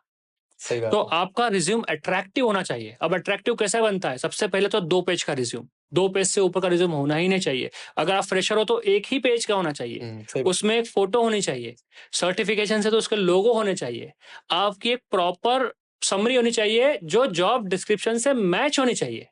हर जॉब के लिए आपका रिज्यूम अलग बनना चाहिए। ऑटोमेटिकली शॉर्टलिस्टिंग हो जाएगी। बहुत अच्छा अंकित, बहुत बढ़िया। लास्ट पॉइंट, ये मेन पॉइंट है। हाँ जी। ये गलती बहुत लोग करते हैं और जब मैंने इंटरव्यू लिए हैं, बहुत लोगों के साथ ये ऑब्जर्व किया है। Point to point, cut to cut answer देना। क्या होता है, जो बहुत अच्छे इंटरव्यूअर्स होते हैं उनको क्वेश्चंस नहीं आते ज्यादा, जैसे मुझे भी ज्यादा क्वेश्चन समझ में नहीं आते कि मैं क्या पूछूं, मैं आपके आंसर में से ही क्वेश्चन निकाल के पूछता हूँ। अब मैंने आपसे पूछा कि व्हाट इज जावा, आपने बोला जावा is a software development language, बात खत्म हो गई। उसके बाद क्या, अब मुझे नया क्वेश्चन सोचना पड़ेगा। 4-5 क्वेश्चन सोचूंगा मैं और फिर बोल दूंगा कि ठीक है यार, HR will get back to you. लेकिन अगर आप आंसर देते हो Java is a software development language which is use to develop enterprise grade application, अब आपने एम्फेसाइज किया इंटरप्राइज ग्रेड एप्लीकेशन को, अगला क्वेश्चन आएगा what do you mean by enterprise grade application. अब आपको उसका आंसर तो पता ही होगा। बिल्कुल बिल्कुल, तो मैं आपको समझ रहा हूँ what you are trying to make all understand. मैं रिलेट कर पा रहा हूँ, बट यस दीज आर बहुत बेसिक रहती हैं चीजें, हम राइट, इग्नोर करते हैं। करेक्ट। ओके, अब 12 साल 13 साल रहे हैं, तो ऑफिस पॉलिटिक्स भी देखी होगी आपने कहीं ना कहीं, पार्ट रहे हैं नहीं रहे हैं, जानते हैं क्या पॉइंट ऑफ व्यू है आपका। एक फ्रेशर जब होता है कोई व्यक्ति, एक डर होता है जब आप कंपनी में जाते हो, थोड़ा सा तो होता है कि यार कॉलेज से लाइफ अलग रहती है। बहुत बार लोग अच्छे भी मिलते हैं, बहुत बार कुछ लोगों का तरीका काम करने का अलग रहता है। So how to avoid office politics, कैसे? बिकॉज मुझे लगता है खुद पे बहुत चीजें डिपेंड करती हैं, कौन सी चीज लेनी है, कौन सी नहीं लेनी है, कौन सी बात पे कैसे रिएक्ट करना है। But what is your take? Don't avoid office politics, be part of it. Okay. देखिए, पॉलिटिक्स हर जगह होती है। घर में जो दादी होती है हमारी, एक दादी भी अपने हिस्से की संपत्ति उसी पोते को देती है जिससे वो ज्यादा प्यार करती है। अगर आपके 4 भाई है या आपके पापा के पिताजी के 4 भाई है, तो आपने ऑब्जर्व किया होगा किसी एक भाई की तरफ पूरे परिवार का झुकाव ज्यादा होता है। What is this, this is politics, right? तो जब हमारे घर में पॉलिटिक्स होती है तो ऑफिस में भी हो ही सकती है, और वो नॉर्मल है। तो उसे एक्सेप्ट करो, उसका पार्ट बनो, और बिल्कुल डिप्लोमेटिकली अपने मूव्स लो। अब डिप्लोमेटिकली मतलब सबसे पहले तो किसी की बुराई मत करो। ये जो इंडस्ट्री है बहुत छोटी इंडस्ट्री है। आपके 5-7 साल 10 साल के एक्सपीरियंस तक तो आपको कभी प्रॉब्लम नहीं जाएगी। 10 साल के बाद जब हायरिंग होना शुरू होती है, या 10 साल के बाद वाले एक्सपीरियंस पे जब हायरिंग होती है, तो 90% हायरिंग रेफरेंस के बेस पे होती है। अगर आप एक दूसरे की बुराई कर रहे हो या गॉसिप्स में इन्वॉल्व हो, तो मान के चलो आपके रेफरेंस बिगड़ेंगे। तो आप किसी की बुराई मत करो। अपने मैनेजर को, टीम लीड को, भले ही आपको कितने भी बुरे क्यों नहीं लग रहे हो, उनसे बुरा भला मत कहो। अपने आप को हमेशा एक और मैंने नोटिस किया है बिहेवियर लोगों का। अगर आपको पता है कि आप अच्छे नहीं दिखते हो, अगली हो, माफ करना मैं इस वर्ड का यूज कर रहा हूं क्योंकि इस वीडियो में इस वीडियो के लिए जरूरी है। अगर आप अगली हो, उसके बावजूद चाहे आप लड़का हो या लड़की हो, आप तैयार होते हो, आप फेशियल कराते हो, बालों को सजाते हो, आयरन किए हुए कपड़े पहनते हो, अच्छे जूते पहनते हो, परफ्यूम लगाते हो, मतलब प्रेजेंटिव अप टू डेट रह के ऑफिस जाना पसंद करते हो, मतलब आप जो हो उससे अपने आप को अलग दिखाते हो। लेकिन अगर आप गुस्सैल हो, ऑफिस में गुस्सा दिखाते हो और बोलते हो कि मैं तो ऐसा ही हूं, एक्सेप्ट करना हो तो करो। क्यों? आप अपने आप को अगली एक्सेप्ट कराना नहीं चाहते, लेकिन गुस्सैल एक्सेप्ट कराना चाहते हो। आपको नहीं लगता कि ये रॉन्ग है? बिल्कुल रॉन्ग है। तो आप कितने भी गुस्सैल क्यों ना हो, आपको कितनी भी ईर्ष्या क्यों नहीं होती है, आप दूसरों को छोटा करके ऊपर क्यों नहीं जाना चाहते हो, सब करो, लेकिन किसी को पता मत चलने दो। यही है सही पॉलिटिक्स, और ये हर व्यक्ति में ये इनबिल्ट गुण होना चाहिए। You have to be smart and calculative, जो मैं समझ पाया। Right. I like your honesty, जिस तरीके से आपने ये एग्जांपल फिट किया है, और काफी रिलेटेबल है। हम कुछ चीजें बहुत बार हमारे सामने होती हैं बट हम पकड़ नहीं पाते। बट यस, मैंने आपकी बात को पकड़ा अच्छे से। दिस इज वेरी इंपॉर्टेंट कि हाँ, आप काम कर रहे हैं, किसी के बारे में खराब मत बोलिए। राइट। सम टाइम जरूरी होता है एक बात को, you know that this is not right, but some time ठीक है, क्योंकि आपने उस इन्वायरमेंट में रहना है। बट बहुत अच्छे से आपने जवाब दिया। ओके, सो अंकित, एक सवाल मेरा और है आपसे कि 3 बातें जो मुझे नहीं शेयर करनी चाहिए ऑफिस में। देखिए, सबसे पहले तो आपको आपकी प्रॉब्लम्स कभी शेयर मत करो, कि आपकी पर्सनल प्रॉब्लम्स क्या है, आपकी फाइनेंशियल प्रॉब्लम्स क्या है, ये आप कभी शेयर मत करो किसी से, क्योंकि यू नेवर नो कि ये कैसे आपके ऊपर वापस पलट के आ जाएगी। राइट, जैसा मैंने कहा अभी ऑफिस में पॉलिटिक्स बहुत होती है, तो कहीं ना कहीं इन सब बातों का यूज करके कोई भी किसी भी तरह से आपके अगेंस्ट कर सकता है। तो ये चीजें शेयर मत करो, इससे कोई मतलब नहीं है। दूसरा, आप कभी किसी की बुराई मत करो, कभी गॉसिप्स का हिस्सा मत बनो। आप उनका सपोर्ट भी मत करो, उनके अगेंस्ट भी मत हो, न्यूट्रल रहो। तीसरी, ऑफिस की एचआर की बुराई मत करो, आप उनके अगेंस्ट मत जाओ। आपको अगर पेपर डालने हैं तो ये बोल के पेपर मत डालो, या फिर ये बोल के मत छोड़ो कि यार मैं बहुत परेशान हो गया हूँ, या इस तरह से मत छोड़ो कि मैं तो आपके पास कभी पलट के नहीं आऊंगा। यू नेवर नो कब आपको किसकी जरूरत पड़ जाए। ये दुनिया बहुत छोटी है, कॉर्पोरेट वर्ल्ड बहुत छोटा है। कभी भी किसी भी मैनेजर की, किसी भी एचआर की, किसी भी एम्प्लॉय की, किसी भी कंपनी की आपको जरूरत पड़ सकती है। जरूरत नहीं भी पड़ी तो ऐसी सिचुएशन आ सकती है कि यही कंपनी, यही मैनेजर अब आपको और अधिक पैकेज देके बुलाना चाह रहा है या बुला सकता है। तो अपने आप को इस सिचुएशन में मत डालो कि उस तरह की किसी सिचुएशन का या स्थिति का फायदा आप ना उठा पाओ। 95% केस में यही होता है। आई डोंट नो कि ऐसा क्यों करते हैं। इतना पेपर डाल दिए मतलब अब हमको कुछ नहीं करना है। आपको बहुत ज्यादा काम करना चाहिए उस समय तो। मतलब मैं एक चीज आपसे समझ पा रहा हूँ, अगर आप एक अच्छा करियर चाहते हैं आईटी कंपनीज में, तो आपको मतलब कंप्लेंट नहीं करनी है। कंप्लेंट करो, कभी कभी जरूरी भी होता है किसी चीज के लिए, आपको लगता है प्रोसेस ठीक नहीं है, अपना पॉइंट ऑफ व्यू दे सकते हो Right. मीटिंग में। बट रहने के लिए सबसे बना के रखना बहुत जरूरी बिल्कुल। है। अगर आप सबसे बिगाड़ेंगे तो एज अ पर्सनैलिटी लोग आपको फिर कॉर्नर करेंगे। हर जगह आप, आपके घर में अगर आपके बड़े भाई है उनसे आप बिगाड़ लेंगे तो बड़े भाई आपको अलग कर देंगे। आपके मदर फादर से आप बिगाड़ेंगे तो वो आपका उतना ध्यान नहीं रखेंगे जितना रखना चाहिए था। तो अगर आप आपके घर में ही अपनी इमेज खराब कर लोगे राइट। तो आपकी वैल्यू डाउन होगी, आपकी इज्जत नहीं होगी। तो फिर आप कैसे कल्पना कर सकते हो कि कंपनीज में ऐसा ना हो। आपके करियर में फ्रीलांसिंग भी एक पार्ट रहा है, तो अगर किसी को फ्रीलांसिंग करनी हो, आपने जॉब छोड़ के फ्रीलांसिंग करी? राइट। चलिए थोड़ा सा स्कोर समझते हैं कि कभी-कभी लोग जॉब के साथ-साथ ही मैनेज कर लेते हैं या जॉब छोड़ के भी करना चाहें। क्या वो चीज़ें हैं, वो बातों का ध्यान रखें? फ्रीलांसिंग किसी चीज़ में भी हो सकती है। It right. Can be in like in software development, या कोई वीडियो एडिटिंग करता है, कोई भी काम हो सकता है। तो कौन-सी बातों का ध्यान रखें अपना पहला क्लाइंट अगर लेना हो तो? फ्रीलांसिंग में जितना मैंने अपने एक्सपीरियंस से समझा है, सिर्फ एक ही बात का ध्यान रखो। अगर आप किसी भी एरिया में फ्रीलांसिंग कर रहे हो, उसमें एक्सपर्ट नहीं हो, एक्स्ट्रा ऑर्डिनरी नहीं हो, तो मत एंट्री करो, ओके। पहला। दूसरा, आपको फ्यूचर में जाके फ्रीलांसिंग या अपना बिजनेस सेटअप करने का प्लान है तो आधी अधूरी प्लानिंग के साथ फ्रीलांसिंग में एंटर मत करो, क्योंकि फ्रीलांसिंग रेफरेंसेस पे, रिव्यूज पे ही चलती है। आपको विदाउट रेफरेंस, विदाउट रिव्यू बड़े प्रोजेक्ट नहीं मिलेंगे। तो अगर आप बगैर तैयारी के एंट्री कर दिए, सिर्फ 25, 30, 50 हजार, 1 लाख रुपए के पीछे कि यार चलो इस पर्टिकुलर काम के लिए मिल रहे हैं, और आपके रिव्यूज गलत हो गए, तो आपको बाद में काम ही नहीं मिलेगा। बस आप इसका ध्यान रखो। अगर रेडी नहीं हो तो मत एंट्री करो। जिस दिन आपको लगे कि अभी मैं पूरी तरह रेडी हूं, मैं हर चीज कर सकता हूं, तो ही एंट्री लो। बहुत अच्छा।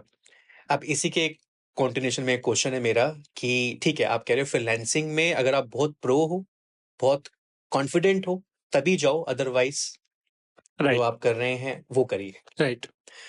25 आ गया है, हम्म। 2025। हम्म। व्हिच इज बेटर, जॉब और बिजनेस? एग्जांपल्स दे के समझाइएगा, क्योंकि आप बहुत अच्छा समझाते हैं कि जॉब करना चाहिए या बिजनेस करना चाहिए। इसमें भी बहुत लेयर्स निकल के आती हैं, डिपेंड ऑन, बट मैं अपना पॉइंट ऑफ व्यू नहीं दूंगा, आज हम आपसे सुनेंगे।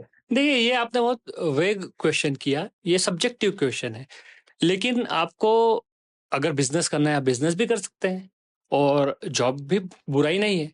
लेकिन आपको बिजनेस इसलिए नहीं करना चाहिए। मैं आपको ये बताता हूँ कि आपको बिजनेस कब नहीं करना चाहिए ओके या प्लीज। क्यों नहीं करना चाहिए। ठीक है। अगर आपको बिजनेस इसलिए नहीं करना चाहिए क्योंकि आप किसी की गुलामी नहीं करना चाहते। बहुत लोगों को रहता है ये। बहुत लोगों को ये लगता है कि जॉब करना मतलब गुलामी नहीं करना करना। है, हाँ। दैट्स व्हाई मैं बिजनेस करूंगा। आप कभी सक्सेस हो ही नहीं पाओगे। क्या आप देखिए, जो बड़े बिजनेसमैन हैं कभी नौकरी को गाली नहीं देते। हमारा घर चल रहा है यार, मैं एमजी हेक्टर लेके घूमता हूँ, गुलाम को कोई एमजी हेक्टर देता है क्या? ये जिसने भी फैलाया है, ये जो सोशल मीडिया इन्फ्लुएंसर्स और फाइनेंस इन्फ्लुएंसर्स कहते हैं, वो गलत नहीं कह रहे हैं, मैं सबका सपोर्ट करता हूँ। लेकिन वो बातों को गलत इंटरप्रेट किया जा रहा है। स्टूडेंट्स, 18 साल का बंदा समझ नहीं पाता है, उनको ये लगता है कि जॉब करना मतलब गुलामी करना, अब मुझे बिजनेस ही करना है। तो आप उस सिचुएशन में, उस कंडीशन में बिजनेस की ओर न जाए जब तक आपको पूरा नॉलेज ना हो कि बिजनेस कैसे करना है, बिजनेस क्या करना है। दूसरा, आप के पापा के पास बहुत पैसे हैं, 20-25 लाख रुपए इन्वेस्ट करने के लिए मिल गए, चलो बिजनेस करते हैं, कुछ हुआ तो हुआ, नहीं तो नहीं सही। उस केस में भी आपको बिजनेस नहीं करना चाहिए। अगर आपको लगता है कि आपके पास एक फुल प्रूफ आइडिया है और आपके पास पूरे लगभग 4 साल का प्लान रेडी है कि अगर ये वर्कआउट नहीं किया तो ये करेंगे, ये वर्कआउट नहीं किया तो ये करेंगे, इस तरह से क्लाइंट आएंगे, इस तरह से पैसा आएगा, अगर ये सब चीजें आपके पास नहीं है तो भी आपको बिजनेस में नहीं जाना चाहिए। पहले जॉब करना चाहिए 2-4 साल, एक्सपीरियंस लेना चाहिए, प्रोडक्ट कंपनी में जाना चाहिए, कैसे प्रोडक्ट बनता है, कैसे बिजनेस बनता है, स्टार्टअप ज्वाइन करना चाहिए, एक्सपीरियंस लेना चाहिए, फिर करना चाहिए। बहुत अच्छा, बहुत ही अच्छा अंकित, आपने एकदम सही तरीके से बताया कि तजुर्बा बहुत जरूरी है, तभी तो दिमाग चलेगा। एग्जैक्टली। राइट है। जो वो सेविंग करता है उसको अपना पैसा स्टार्टिंग टाइम में जो सेव कर रहा है उसको म्यूचुअल फंड जैसे एसआईपी होता है उसमें लगाना चाहिए, और या फिर उसको इन्वेस्ट करना चाहिए अपने स्टार्टिंग डेज में स्किल्स पे। आ, ये आपने गलत बंदे से सवाल पूछा है। मैं आई डोंट नो, मतलब ये म्यूचुअल फंड और एसआईपी के सेविंग्स का मैं एक ओल्ड स्कूल का बंदा हूँ। मैं तो प्रॉपर्टीज में बिलीव करता हूँ। घर खरीदो, खेत खरीदो, अच्छा। प्लॉट्स खरीदो। मैंने अभी रिसेंटली 3-4 खेत खरीद लिए। अरे वाह। तो सेविंग करनी चाहिए। मैं आपको सेविंग के कुछ रूल्स बताता हूँ। जो मैं बनिया कम्युनिटी को बिलोंग करता हूँ, बनिया हूँ, हमारे खून में पैसा और सेविंग तो है, ये तो कोई दो राय नहीं है इसमें। तो हमारे जो कम्युनिटी में हमारे खून में आया हुआ है सेविंग का एक तरीका, मैं वो बताता हूँ। हम को करना क्या चाहिए, दिसंबर में हमने जितना भी कमाया, हर साल का कोई एक मंथ जितना भी कमाया पूरा सेव करो, इन्वेस्ट करो, जो करना है वो करो, अच्छा, लेकिन कहीं उसका invest करो। कोई यूज नहीं। अच्छा। आप एक मंथ पकड़ लो, जैसे मैं दिसंबर को लेकर चलता हूँ। दिसंबर में मेरी पूरी फैमिली जितना भी पैसा कमाएगी, एक एक रुपया, इवन एक सिंगल रुपए भी हम कहीं खर्च नहीं करेंगे। हम दिसंबर में कोई पार्टी नहीं करते, दिसंबर में कोई एक्स्ट्रा खर्च नहीं करते, पूरा का पूरा इन्वेस्ट करते। कहाँ पे? कहीं पर भी। अच्छा। हम तो प्लॉट्स में, प्रॉपर्टीज में ठीक इन्वेस्ट करते ओके। हैं। अगर एक साल की सेविंग उतनी उतनी उतनी इनफ नहीं है कि आप प्लॉट्स ले सको, प्रॉपर्टी ले सको, तो उसको सेव करके रखो सेविंग्स अकाउंट में या फिर एफडी में, 2-3 साल की कम्युलेट करके फिर लो। तो हर साल का 10वां हिस्सा सेव करो। दूसरा, आप हर साल कम से कम 1%, आपकी पूरी साल की इनकम का 1% आपको अपने आप को स्किल अप करने के लिए इन्वेस्ट करो। कुछ नई चीजें सीखो, ग्रूमिंग करो अपनी खुद की, अपनी बॉडी पे खर्च करो, अपने माइंड पे खर्च करो, हेयर्स पे खर्च करो, नए कोर्सेस लो, बुक्स लो। जितने भी कमा रहे हो उसका कम से कम 1%। अगर 1 लाख कमा रहे हो तो 1,000, 10 लाख कमा रहे हो तो 10,000, 1 करोड़ कमा रहे हो तो 1 लाख, कहीं से भी खर्च करना है, 1 लाख करना ही है, भले ही वो नहीं हो पा रहे हो। अगर आप इस प्रिंसिपल को फॉलो करोगे, आपको पता भी नहीं चलेगा, आने वाले 5 सालों में आप अपने आप को 10 गुना ऊपर ले जा चुके होंगे। न सिर्फ आपके इन्वेस्टमेंट के मामले में, अपने आप को स्किल अप करने के मामले में भी। राइट। बहुत सारे लाइफ लेसन्स मिल रहे हैं आपसे, हालांकि मैंने सोचा नहीं था कि ये पॉडकास्ट इस डायरेक्शन में जाएगा, but tech journey, life experiences and वो आईआईटी वाला एग्जाम्पल आपका कहाँ से कहाँ Right. चीजें ले गया, और ये पॉडकास्ट भी कहाँ से कहाँ जा रहा है। बट उम्मीद है बहुत कुछ सीख रहे होंगे आप, क्योंकि ऐसा कंटेंट अगर मिल जाए और आप उस पे हम अपने आप पे काम करना शुरू कर दें तो लाइफ माइंडसेट, राइट, जैसा आपने कहा, करेक्ट। चेंज हो जाता है। एक सवाल मैं पूछ लेता हूँ आपसे, अगर आप जवाब देना चाहें, आपका पॉइंट ऑफ व्यू जानना चाहूंगा। घर लेना या रेंट पे रहना, ये आजकल बहुत चल रहा है, लोग अच्छा कमा रहे होते हैं बट रेंट पे रह रहे होते हैं। आपका पॉइंट ऑफ व्यू क्या है? मैं आपको एक एग्जांपल देता हूँ और एक एक कहानी सुनाता हूँ, फिर आप बताइएगा आपका पॉइंट ऑफ व्यू क्या है। 2 दोस्त थे, अजय और अंकित। ठीक है। ठीक है। अजय ने एक घर खरीदा 50 लाख रुपए में, ईएमआई पे लोन लेके, 50,000 ईएमआई। अंकित थोड़ा डेढ़ शैना था, तो उसने सोचा कि 20,000 के रेंट पे रहता हूँ, बचे हुए 30,000 में इन्वेस्ट करूंगा एसआईपी में। 25 साल बाद अंकित ने अजय के बाजू वाला घर रीसेल में खरीद लिया, और अंकित का जो एसआईपी और जो म्यूचुअल फंड था वो 15 करोड़ का हो गया। अब अंकित ने जो घर खरीदा अजय का, वो खरीदा 7 करोड़ में। 50 लाख का घर 7 करोड़ का हो गया था 25-30 साल बाद। मतलब अंकित को घर भी मिल गया, 7 करोड़ भी मिल गए। मिल गए। अब अजय के पास क्या था? अजय को घर मिला, लोन फ्री हुआ, और अजय ने 2-3 करोड़ कमा भी ली, क्योंकि अजय कमा भी रहा था, राइट? अजय मतलब ऐसा नहीं है कि कुछ भी नहीं कर रहा था। तो अजय के पास घर है और 2 करोड़ 2 करोड़ है। अंकित के पास घर है और 7 करोड़ है। लेकिन अजय के पास कुछ और भी है। अजय के पास वर्मा जी, गुप्ता जी, जायसवाल जी और माधुरी भाभी जैसे फैमिली फ्रेंड है, जिनके साथ 30 साल का संबंध है। क्या बात है। अजय के बच्चे भी हैदराबाद रहते हैं, अंकित के बच्चे भी हैदराबाद रहते हैं। अब अंकित रिटायरमेंट के बाद 15 दिन बेटी के यहाँ जा रहा है, 15 दिन बेटे के यहाँ जा रहा है, 15 दिन भांजे के यहाँ जा रहा है, 15 दिन ये घर में जा रहा है। चूंकि उसके 7-8 करोड़ के इन्वेस्टमेंट है, तो और भी घर है, 15 दिन वहां रह रहा है। सबको लग रहा है कि अंकित बहुत खुश है, लेकिन अंकित अंदर से खाली है, क्योंकि उसके पास कोई बात करने वाला नहीं है। उसको कहीं अच्छा नहीं लग रहा। अजय कहीं नहीं जाता, क्योंकि सोसाइटी में उसकी बहुत अच्छी बॉन्डिंग है। रोज शाम को पूरी सोसाइटी में सब बैठते हैं, बातें करते हैं, अपने पुराने किस्सों को याद करते हैं। अब आप बताइए, अजय खुश है कि अंकित? सर अजय ही है। मैं मानता हूँ थोड़ा पैसा अंकित ने ज्यादा कमाया है, बट अजय ने जो 30 साल का एक्सपीरियंस अपने घर में, जो उसने घर लिया, घर बनाया, क्योंकि घर बनाना, उस आप रह रहे होते हो उस घर में, बट जो बॉन्डिंग क्रिएट करी अपनी Right. फैमिली के साथ और एक घर आने वाले लोगों को वो प्लेटफॉर्म दिया, तो आई थिंक वो ज्यादा मायने रखता है। मुझे लगता है बहुत सारे लोग जो इंडिया छोड़ के बाहर काम करने जा रहे होते हैं, फैमिली यहाँ है, तो अब यहाँ अलग अलग, हर किसी का अलग अलग पॉइंट ऑफ व्यू है, बट फैमिली कम फर्स्ट, मेरे को लगता है। नहीं, आप अभी अभी तो चलिए, अभी तो हम अभी ये कल्चर आया है कि हम इन्वेस्ट करें और किराए के घर में रहें। आप इस वीडियो के बाद में खुद सोचिएगा, और आप जितने भी ऐसे अंकल आंटी को जानते हैं जिनकी गवर्नमेंट जॉब रही है और जो ट्रांसफर होते रही है, उनकी लाइफ को थोड़ा ऑब्जर्व कीजिए और देखिए अब उनकी लाइफ में स्थायित्व तो है कि नहीं है। रिटायरमेंट के बाद उन्हें पता ही नहीं है कि मैं क्या करूं। वो अकेले पढ़ रहे हैं। 10% एक्सेप्शन है, 90% लोग अकेले पढ़ रहे हैं। क्यों? क्योंकि उनके पास बात करने के लिए कोई नहीं है। राइट। सोसाइटी में उनसे, अब अंकित से भी सोसाइटी में सब बात तो करते हैं, लेकिन जब सोसाइटी मीटिंग होती है तो जायसवाल जी, माधुरी भाभी और अजय किस बात को लेकर हंस रहे हैं, अंकित को आज तक पता नहीं चला। पता। क्योंकि वो तो 25 साल पुरानी बातों पे हंस रहे हैं और उस पर क्लिक ला रहे हैं, राइट? वो बॉन्डिंग कभी नहीं बनाई जा सकती।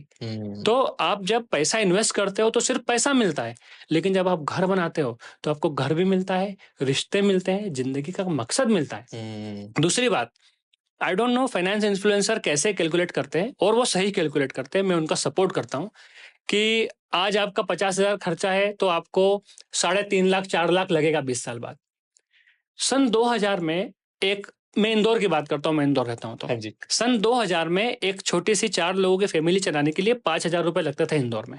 उसमें बच्चों की पढ़ाई, घर का राशन, घर का अगर किराए पे तो घर का किराया, कम्यूट वगैरह खर्चा आ जाता था।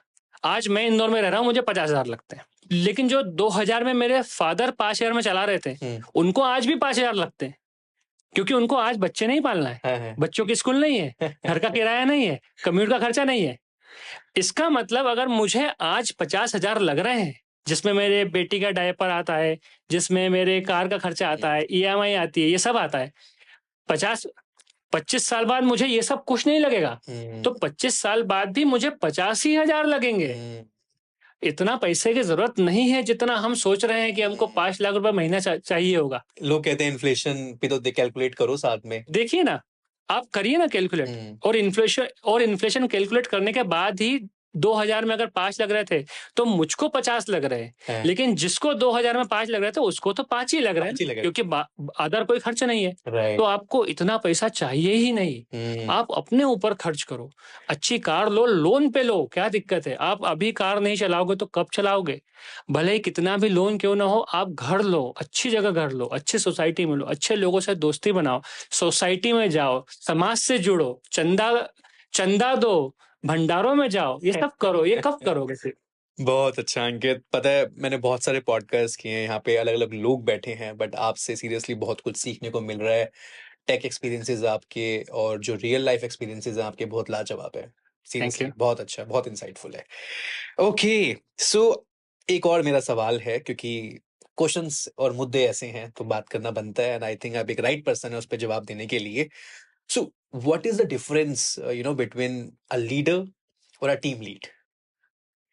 बहुत बार होते हैं लोग टीम लीड, पर लीडरशिप क्वालिटी जो एक होता है ना लीडर में होनी चाहिए, वो नहीं होती है। बहुत डिफरेंस होता है। आजकल लीडर्स आने शुरू हो गए हैं, लेकिन जब मैं 2012 में काम कर रहा था और उसके पहले तो सब टीम लीड ही होते थे। आजकल आज की जनरेशन जो आज की जनरेशन में मैं बिलोंग करता हूँ, मैं आज की जनरेशन का टीम लीड हूँ। तो आजकल लीडर्स आना शुरू हुए हैं। लीडर और टीम लीड में सबसे बड़ा डिफरेंस तो यही होता है कि जो टीम लीड होता है वो रिस्पॉन्सिबिलिटीज देता है और लीडर लेता है। जो टीम लीड होता है वो क्रेडिट लेता है, जो लीडर होता है वो क्रेडिट देता है। जो टीम लीड होता है वो ब्लेम करता है और जो लीडर होता है वो सारे ब्लेम ले लेता है और अपनी टीम को सेफ रखता है। जो टीम लीड होता है वो खुद ग्रो करने की कोशिश में रहता है, न तो खुद ग्रो हो पाता है, न टीम हो पाती है, न कंपनी हो पाती है। लेकिन जो लीडर होता है वो खुद तो एक्सपोनेंशियली ग्रो होता है, उसकी टीम भी एक्सपोनेंशियली ग्रो होती है और कंपनी तो होती ही होती है। बहुत ही लाजवाब आपने इसका जवाब दिया है, एंड आई कंप्लीटली एग्री। बिल्कुल सही बोला है आपने।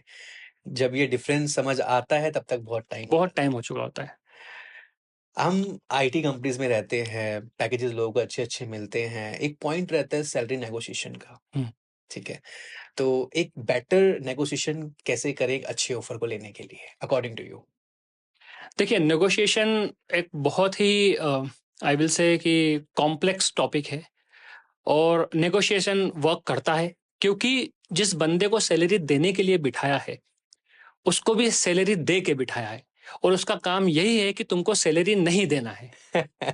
तो अगर आपको लगता है कि टेक्निकली मुझे लगता है मैं स्ट्रांग हूँ, तो सामने वाला बंदा भी उसकी फील्ड में स्ट्रांग है कि मुझे सैलरी ना दे। सही बात है। लेकिन कुछ तरीके हैं जिससे आप ये पता कर सकते हो कि कुछ तरीके हैं जिससे आप बहुत अधिक करीब जा सकते हो उनके बजट के। तो सैलरी नेगोशिएशन का मैं क्या तरीका फॉलो करता हूँ, मैं उस पर बात करता हूँ। जनरली क्या होता है, जब हम आईटी में स्विच करते हैं तो हमारे पास 15-15 ऑफर आईटी में तो रहते हैं। दूसरी फील्ड्स का मुझे उतना नॉलेज नहीं है, बाकी आईटी में तो रहते हैं। हम क्या करते हैं, हम 15 के 15 ऑफर एक्सेप्ट कर लेते हैं। ये सबसे बड़ी गलती हम करते हैं। अब अगर आप नोटिस करोगे तो 15 ऑफर के बीच में डिफरेंस ज्यादा होता नहीं है। अगर फर्स्ट ऑफर 10 लाख का था तो दूसरा 10,25,000, 10,50, 11, 11, 20, 11, 20 इस तरह के होते हैं और लास्ट वाला 14 का होता है। ज्यादा डिफरेंस होता नहीं है। होता क्या है, हम ऑफ कोर्स 15 एक्सेप्ट किए तो 14 को तो मना करेंगे। 14 से हम ब्लैकलिस्ट, चलो कुछ से ब्लैकलिस्ट नहीं भी हुए, लेकिन उनके पास ये तो हो जाता है कि यार ये बंदा काम का नहीं है, ये बंदा हमको डिच किया है। 2-4 साल के एक्सपीरियंस में फर्क नहीं पड़ता, लेकिन जब आप सीनियर एम्प्लॉय हो चुके होते हो तब फर्क पड़ता है। मैं क्या करता हूं, जो मुझे लगता है कि यार ये कंपनी ऐसी जिसको मैं ज्वाइन कर सकता हूं, मैं उसका ऑफर एक्सेप्ट कर लेता हूं। इसके बाद जब दूसरा ऑफर आता है, मैं इंटरव्यू देता हूं, सारा सैलरी नेगोशिएशन करता हूं। उनका मुझे ऑफर आता है कि एक्सेप्ट करो, मैं एक्सेप्ट नहीं करता। ओके। मैं उनको जेन्युइनली बोलता हूं कि मेरे जब तक हमने ये प्रोसेस की, ये मैं बहुत ये अगर एचआर सुनेगा बताओ, आप बताओ, हम एचआर अगर सुनेंगे तो मतलब अब मेरी ये ट्रिक काम नहीं करेगी मेरे ऊपर। मतलब ये सर जरूरत नहीं है, बच्चों को जरूरत है, आप बताओ। तो सीरियसली बोल रहा हूँ, क्या मैं बोलता हूँ कि मैं जब ये डिस्कशन चल रहा था जितने दिनों से, क्योंकि 4-5 दिन तो लगते हैं, उतने दिन में मेरे पास एक और इंटरव्यू आया है और मुझे लगता है कि वो भी मेरे लिए अच्छा ऑप्शन हो सकते हैं। तो मैं आपको ऑफर एक्सेप्ट करके डिच नहीं करना चाहता, तो मैं अभी एक्सेप्ट नहीं कर सकता। Give me some time. अभी मेरा 2 महीने का नोटिस पीरियड बचा है, 1.5 महीने का बचा है। एट द एंड अगर मुझे लगता है कि मुझे आपको ज्वाइन कर लेना चाहिए तो मैं आपको एक ईमेल लिखूंगा। अगर आपको लगता है कि इस बंदे को ले लेना चाहिए तो बुला लेना, नहीं तो मैं जहां जा रहा हूं वहां जा रहा हूं। ऐसा मैं 10 कंपनी को बोलता हूँ। ठीक है, ये वैसे बढ़िया चीज है। 10 कंपनी को बोला। अब मेरे पास में एक ऑफर है हाँ। और 10 को बोला 11 हुआ है, 12वें का भी ऑफर एक्सेप्ट कर लिया। अब एक का 10 है, दूसरे 12वें का 18। ठीक है, अब मैं बोलता हूँ कि मेरे पास मैक्स ऑफर 18 है, बट मुझे लगता है कि आपकी company is the best for me, क्योंकि आप मुझे, पैसा मैटर नहीं करता मेरे लिए कल्चर मैटर करता है, थोड़ा बातें बोलनी पड़ती है। बेस्ट 18 है, बताइए आप क्या कर सकते हैं। ऐसा पूरा 10 को ही मिल जाता है। अब जहां हमारे पास में 10, 10.5, 11 ऑफर थे, हमारे पास अब है 10, 18, 18.5, 19, 20, 21 जो भी हो। 10 से सीधे 18 और 18 से फिर बात हो रही है। इससे चांसेस है कि आपको 2-4 लाख तो एक्स्ट्रा मिल ही जाएंगे। बेटर डील बन जाएगी। बहुत अच्छा। ये चीजें आती हैं जी एक तजुर्बे से, एक्सपीरियंस से आती हैं, जो अभी हमें अंकित से सीखने को मिल रही हैं। सो अंकित, एक बहुत ही, अब आपने इतनी अच्छी अच्छी बातें करी हैं तो एक सवाल तो बनता है आपके लिए कि what is an ideal road map for a successful tech career?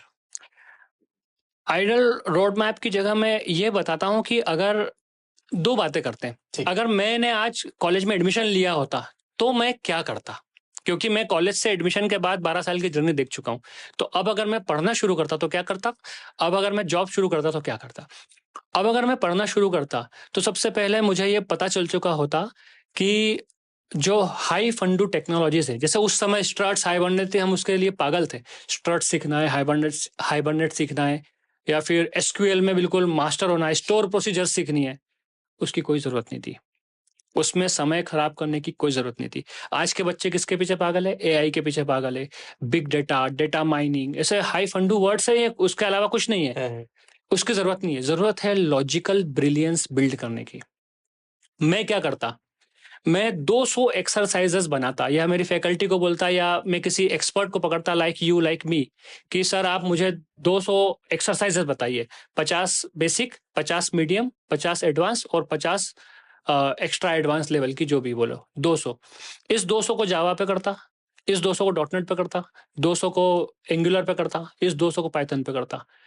ये मेरी लॉजिकल ब्रिलियंस को बिल्कुल नेक्स्ट लेवल पे पहुंचा देते हैं। साथ ही मुझे हर लैंग्वेज का सिंटैक्टिकल अंडरस्टैंडिंग हो जाता। ये मैं 3 साल तक करता। चौथे साल में मैं 3 सर्टिफिकेशन करता कम से कम। पहला तो जावा, अगर मुझे जो भी बैकएंड टेक्नोलॉजी पकड़नी है, फॉर एग्जांपल जावा, जावा का बेसिक लेवल सर्टिफिकेशन, एक आईएसटी क्यूबी का टेस्टिंग सर्टिफिकेशन, और एक अज्योर या एडब्ल्यूएस का कोई सा भी क्लाउड का सर्टिफिकेशन, और एक पेज का रिज्यूम बनाता। इससे क्या होता? मेरी शॉर्टलिस्टिंग के चांसेस एक्सपोनेंशियली बढ़ चुके होते। प्रोडक्ट कंपनी शॉर्टलिस्ट कर लेती, मुझे ऐसा लगता है। प्रोडक्ट कंपनी शॉर्टलिस्ट कर, जिस कंपनी में मैं रिज्यूम डालता कि मुझे सारी टेक्नोलॉजीज का एक्सपीरियंस है, सिंटैक्टिकल अंडरस्टैंडिंग है, साथ ही मैंने अपने वेब प्रोजेक्ट्स बनाए, उनकी लिंक डालता, 3 सर्टिफिकेशन डालता, शॉर्टलिस्टिंग हो जाती। बस इंटरव्यू क्रैक करने की बात है। वेरी इंसाइटफुल एंड बहुत अच्छे से चीजें आपने बताई। लास्ट 2 सवाल। हम्म। जब हम कंपनी ज्वाइन करते हैं, वर्क प्रेशर होता है, so what is the best way to handle the work pressure? And ये बहुत सीरियस टॉपिक है, बीच में बहुत सारे इंसिडेंट्स भी हुए, आपने न्यूज़ वगैरह सुनी होगी। तो कैसे इस चीज़ को टैकल किया जाए? आई नो डिप सम टाइम डिपेंड करता है प्रोजेक्ट कितनी आग लगी हुई है एंड उस हिसाब से लोड आता है। बट आपके हिसाब से कभी आपकी ज़िंदगी में भी बहुत ऐसा टाइम रहा होगा जब बहुत ज़्यादा हेवी लोड रहा होगा एंड कहीं न कहीं हेल्थ इम्पैक्ट होती है। Right. So how to overcome? देखिए, सबसे पहले तो मैंने जैसा आपको बताया, मैं बनिया कम्युनिटी को बिलोंग करता हूँ। अगर आपने बनिए दुकानदार देखे हो, 7 बजे दुकान खोलते हैं, 11 बजे बंद करते हैं। तो वर्क प्रेशर नाम का कोई कंसेप्ट हमारी कम्युनिटी में तो नहीं है। मैं इससे पूरी तरह से मैं अगेंस्ट हूँ। आई डोंट नो कि मैं आपके थॉट प्रोसेस से मैच कर पा रहा हूँ कि नहीं। वर्क प्रेशर नाम की बकैती के मैं पूरी तरह अगेंस्ट हूँ। एक बात बताइए, जो भी मेरे इस वीडियो को देख रहे हैं, और ये आपके लिए भी लागू होती हाँ है, जी। आप इस वीडियो के बाद में आपका ईमेल ओपन करिएगा, लास्ट जब आपने जॉब के लिए रिज्यूम भेजा था। क्या उस रिज्यूम में लिखा है quick learner, experience in problem solving, extensive experience in solving critical situations, handling project in critical situation? ये क्या आपने लिखा है? बिल्कुल है। अगर आपने लिखा है, if you are a quick learner, लो शाम तक लर्न कर लो इसको और बनाओ। जब आपने खुद ने बोला है कि मैं क्विक लर्नर हूं, मैं क्रिटिकल प्रॉब्लम सॉल्व कर सकता हूं, मैं बिजनेस को क्रिटिकल कंडीशन से निकाल के ला सकता हूं, मैं ऐसे प्रोजेक्ट पे काम कर सकता हूं जिसमें मिनिमल नॉलेज की, मिनिमल डॉक्यूमेंटेशन अवेलेबल हो, फिर वर्क प्रेशर की बात क्यों आ रही है? देखिए, मैं आपकी बात से सहमत हूँ। जो आपने जितने भी पॉइंट्स बोले हैं, ये इसलिए कभी-कभी डाले जाते हैं just to gain some attention from HR और एक बार मैं चला जाऊँ वहाँ पे। ये चीज़ें होता है, हर कोई करता है। आपके स्किल्स रहते हैं बट जैसा आपने खुद भी कहा, प्रेज़ेंटेशन, आपका रिज़्यूमे बड़ा ही अच्छा होना चाहिए फॉर शॉर्टलिस्टिंग। लेफ्ट राइट का स्वैप वहीं मैटर करता है। But at the same time जब हम बहुत बड़े एक वर्क एनवायरनमेंट में रहते हैं, मैं मानता हूँ कंपनी पैसे दे रही है तो काम लेगी। बट एक कल्चर है, मान लीजिए ऐसा 14 घंटे, 15 घंटे, कभी कभी हम भी उसका रीजन रहते हैं कि मुझे ही टाइम लग रहा है उसे कंप्लीट करने में, ये भी होता है। राइट। बट कभी कभी डेडलाइंस बहुत हैवी होती हैं, और वहां मैं आपका पॉइंट ऑफ व्यू समझना चाह रहा हूँ कि क्या फिर वहां पे रहना चाहिए या फिर निकलने का सोचना चाहिए? देखिए, डेडलाइंस आपको टफ डेडलाइंस मिलेगी ही मिलेगी जब आप पैसा कमाने लग जाओगे। एक एग्जांपल देता हूं मैं इसके लिए आपको। अगर आप 20 साल 30 साल पुरानी लाइफ देखो, जो भी आपके रिलेटिव हो जो जॉब करते हो, लाइक क्लर्क है किसी ऑफिस में, उनके सैलरी लगभग 7 8 10 हज़ार रुपए होती थी। उससे ज्यादा सैलरी नहीं मिलती थी उस समय। हम्म। 7 हज़ार सैलरी होती थी, 10 हज़ार सैलरी होती थी, 6 हज़ार 7 हज़ार घर का खर्चा होता था। इसका मतलब जितनी सैलरी थी उसका 70% खर्च होता था। हम्म। वो 11 बजे ऑफिस जाते थे, 4 बजे आ जाते थे। वर्क लाइफ बैलेंस परफेक्ट था। हम्म। आज मुंबई पुणे में बड़ी ही इजीली 25 साल के लड़के को 2 लाख रुपए महीना मिलता है। खर्च मुंबई पुणे दिल्ली में बेसिक खर्च 20 30 ही हजार है। मतलब आपको आपकी अर्निंग का 10 गुना आपके खर्च का 10 गुना मिल रहा है। ऑफ कोर्स वर्क प्रेशर रहेगा। दूसरी बात, आपको आईटी इंडस्ट्री में इंडिया में इतना काम क्यों है? बताओ, आपको क्या लगता है क्यों इतना ज्यादा काम इंडिया में आता है? रिसोर्सेस सस्ते मिल जाते हैं। ये मिथ है। अच्छा। मतलब चीप लेबर, जो सब लोग बोलते हैं ना, चीप लेबर इंडिया में मिलती है इसलिए काम ज्यादा आता है, बिल्कुल ये मिथ है। क्योंकि आपको, मुझको, हमको ऐसा एम्प्लॉय सैलरी कम मिलती है। जो कंपनीज है, सर्विस कंपनीज, उतना ही चार्ज करती है जितना यूएस में या यूरोप में कोई एम्प्लॉय चार्ज करता है। राइट। लेकिन फिर भी वो इंडियन कंपनी को पैसा इसलिए दे रहे हैं उतना ही, और वहां से काम नहीं करा रहे क्योंकि वहां पर वर्क लाइफ बैलेंस का कल्चर है। वहां पर 11 बजे ऑफिस, अगर 7 बजे ऑफिस जाता है तो 2 बजे आ जाता है। हमको काम इसलिए मिल रहा है क्योंकि हम जल्दी काम कंप्लीट करके देते हैं। एक यूरोपियन कंपनी किसी प्रोजेक्ट को अगर यूरोप में रह के 1 साल में कंप्लीट करा सकती है, तो इंडिया में हम 3 महीने में करके दे रहे हैं। दैट्स वाई हमको काम मिल रहा है। ये आपने तो एकदम, अब now I can relate this point. आप एकदम जो एक्चुअल लॉजिकल रीजन समझ आ रहा है वो ये है कि हाँ, ये आप सही कह रहे हो कि वहां तो 2 से 4 तो 2 से 4, राइट, 4 मिनट से 1 मिनट भी ऊपर नहीं भाई। काम एग्जैक्टली, खत्म। Exactly, we can start, but यहाँ वीकेंड नहीं है। एग्जैक्टली। तो राइट। उसी कारण तो हमको 10 गुना पैसे मिल रहे हैं। हाँ। हमको तो थैंकफुल होना चाहिए यूरोपियंस का और फिरंगियों का कि बिल्कुल तुम हमारे और गुलाम हो जाओ, कि हमारे से ही काम कराओ, तुम काम ही ना कर पाओ। तो हमको थैंकफुल होना चाहिए। अगर आपको लगता है कि वर्क प्रेशर है, तो मुझे ऐसा लगता है कि शायद आप में कंपिटेंसी नहीं है, इस कारण से आपको ऐसा लग रहा है वर्क प्रेशर है। दूसरा कारण ये होता है कि कई बार हम खुद हीरो बनने के चक्कर में, मैंने बहुत सारे ऐसे एम्प्लॉयज़ देखे हैं, मेरे कॉलीग्स देखे हैं, जो थोड़ा-सा अपने आप को एक्स्ट्रा ऑर्डिनरी शो करने के लिए क्रिटिकल टास्क लेते हैं और थोड़ा-सा एक्स्ट्रा एफर्ट डाल के जल्दी कर देते हैं। एक्सपेक्टेशन बदल जाती है। तो आपने खुद ने उस तरह की एक्सपेक्टेशन सेट की, देन आपको ऑफिस पॉलिटिक्स समझ में नहीं आती, आपको डिप्लोमेटिकली काम करने के तरीके नहीं आते, इसलिए भी कई बार वर्क प्रेशर आपको लेना पड़ता है। और in most of the cases आपको वर्क प्रेशर रहेगा ही रहेगा, क्योंकि आपको आपकी हैसियत का 10 गुना पे किया जा रहा है, और आप खुद एक्सेप्ट कर रहे हो कि हाँ, मुझे 10 गुना पे करो और वर्क प्रेशर दो। मैं आपकी बात से पूरा सहमत हूँ, बट इसमें मेरा एक पॉइंट ऑफ व्यू है। अगर आप किसी कंपनी में भी काम कर रहे हैं, पैसा अगर आपको अच्छा मिल रहा है तो कंपनी काम तो लेगी। एग्जैक्टली। अगर आपको 2 रुपए मिल रहे हैं तो आपको काम 4 रुपए का करके देना पड़ेगा कंपनी को। यही बिजनेस है एक तरीके से। बट जब आपको काम मिल रहा है, so you have to be smart कि कितना आपको एस्टिमेशंस देने हैं, वो आपके हाथ में है। आपके पास प्रॉपर जस्टिफाई रीजन होना चाहिए टेक्निकल। तो इट्स ऑल अबाउट हैंडलिंग। अगर वर्क प्रेशर भी है, उस वर्क प्रेशर में भी अगर आप अपने पॉइंट्स को अच्छे से जस्टिफाई कर पा रहे हो कि भाई मुझे इस स्टोरी में 10 स्टोरी पॉइंट लगेंगे, 8 लगेंगे, उसका रीजन ये है, आपने क्लियरली मेंशन कर दिया, हाँ, तो बिल्कुल, बात खत्म हो गई भाई। बिल्कुल। और वर्क प्रेशर का माइंडसेट है। अभी आप देखो ना, जो बनिए होते दुकान वाले, जो डेयरी शॉप वाला होता है, वर्क इनकी लाइफ में कोई वर्क लाइफ बैलेंस है ही नहीं। लेकिन इन लोगों ने कभी कंप्लेन नहीं की। किसी डॉक्टर ने कभी कंप्लेन नहीं की कि मेरी लाइफ में वर्क लाइफ बैलेंस नहीं है, बल्कि वो आपसे ज्यादा काम करते हैं। आर्मी ऑफिसर्स, सैनिक, हमारे हमारे हमारे पुलिस अधिकारी, पुलिस के कर्मचारी, पुलिस के सिपाही, ये लोग कभी कंप्लेन नहीं करते कि वर्क लाइफ बैलेंस नहीं है। सिर्फ हम आईटी वाले ये कंप्लेन कर रहे हैं कि वर्क लाइफ बैलेंस नहीं है, क्योंकि माइंडसेट हमारा ऐसा है कि हमें पैसे तो चाहिए, लेकिन हमें जो हमने रिज्यूम में लिखा है वो हमें डिलीवर नहीं करना है। बहुत डिटेलिंग हो जाएगी इस टॉपिक में, but yes, I agreed what you are saying. But yes, अगर आपको पैसा मिल रहा है तो आपको देना भी पड़ेगा। But exactly.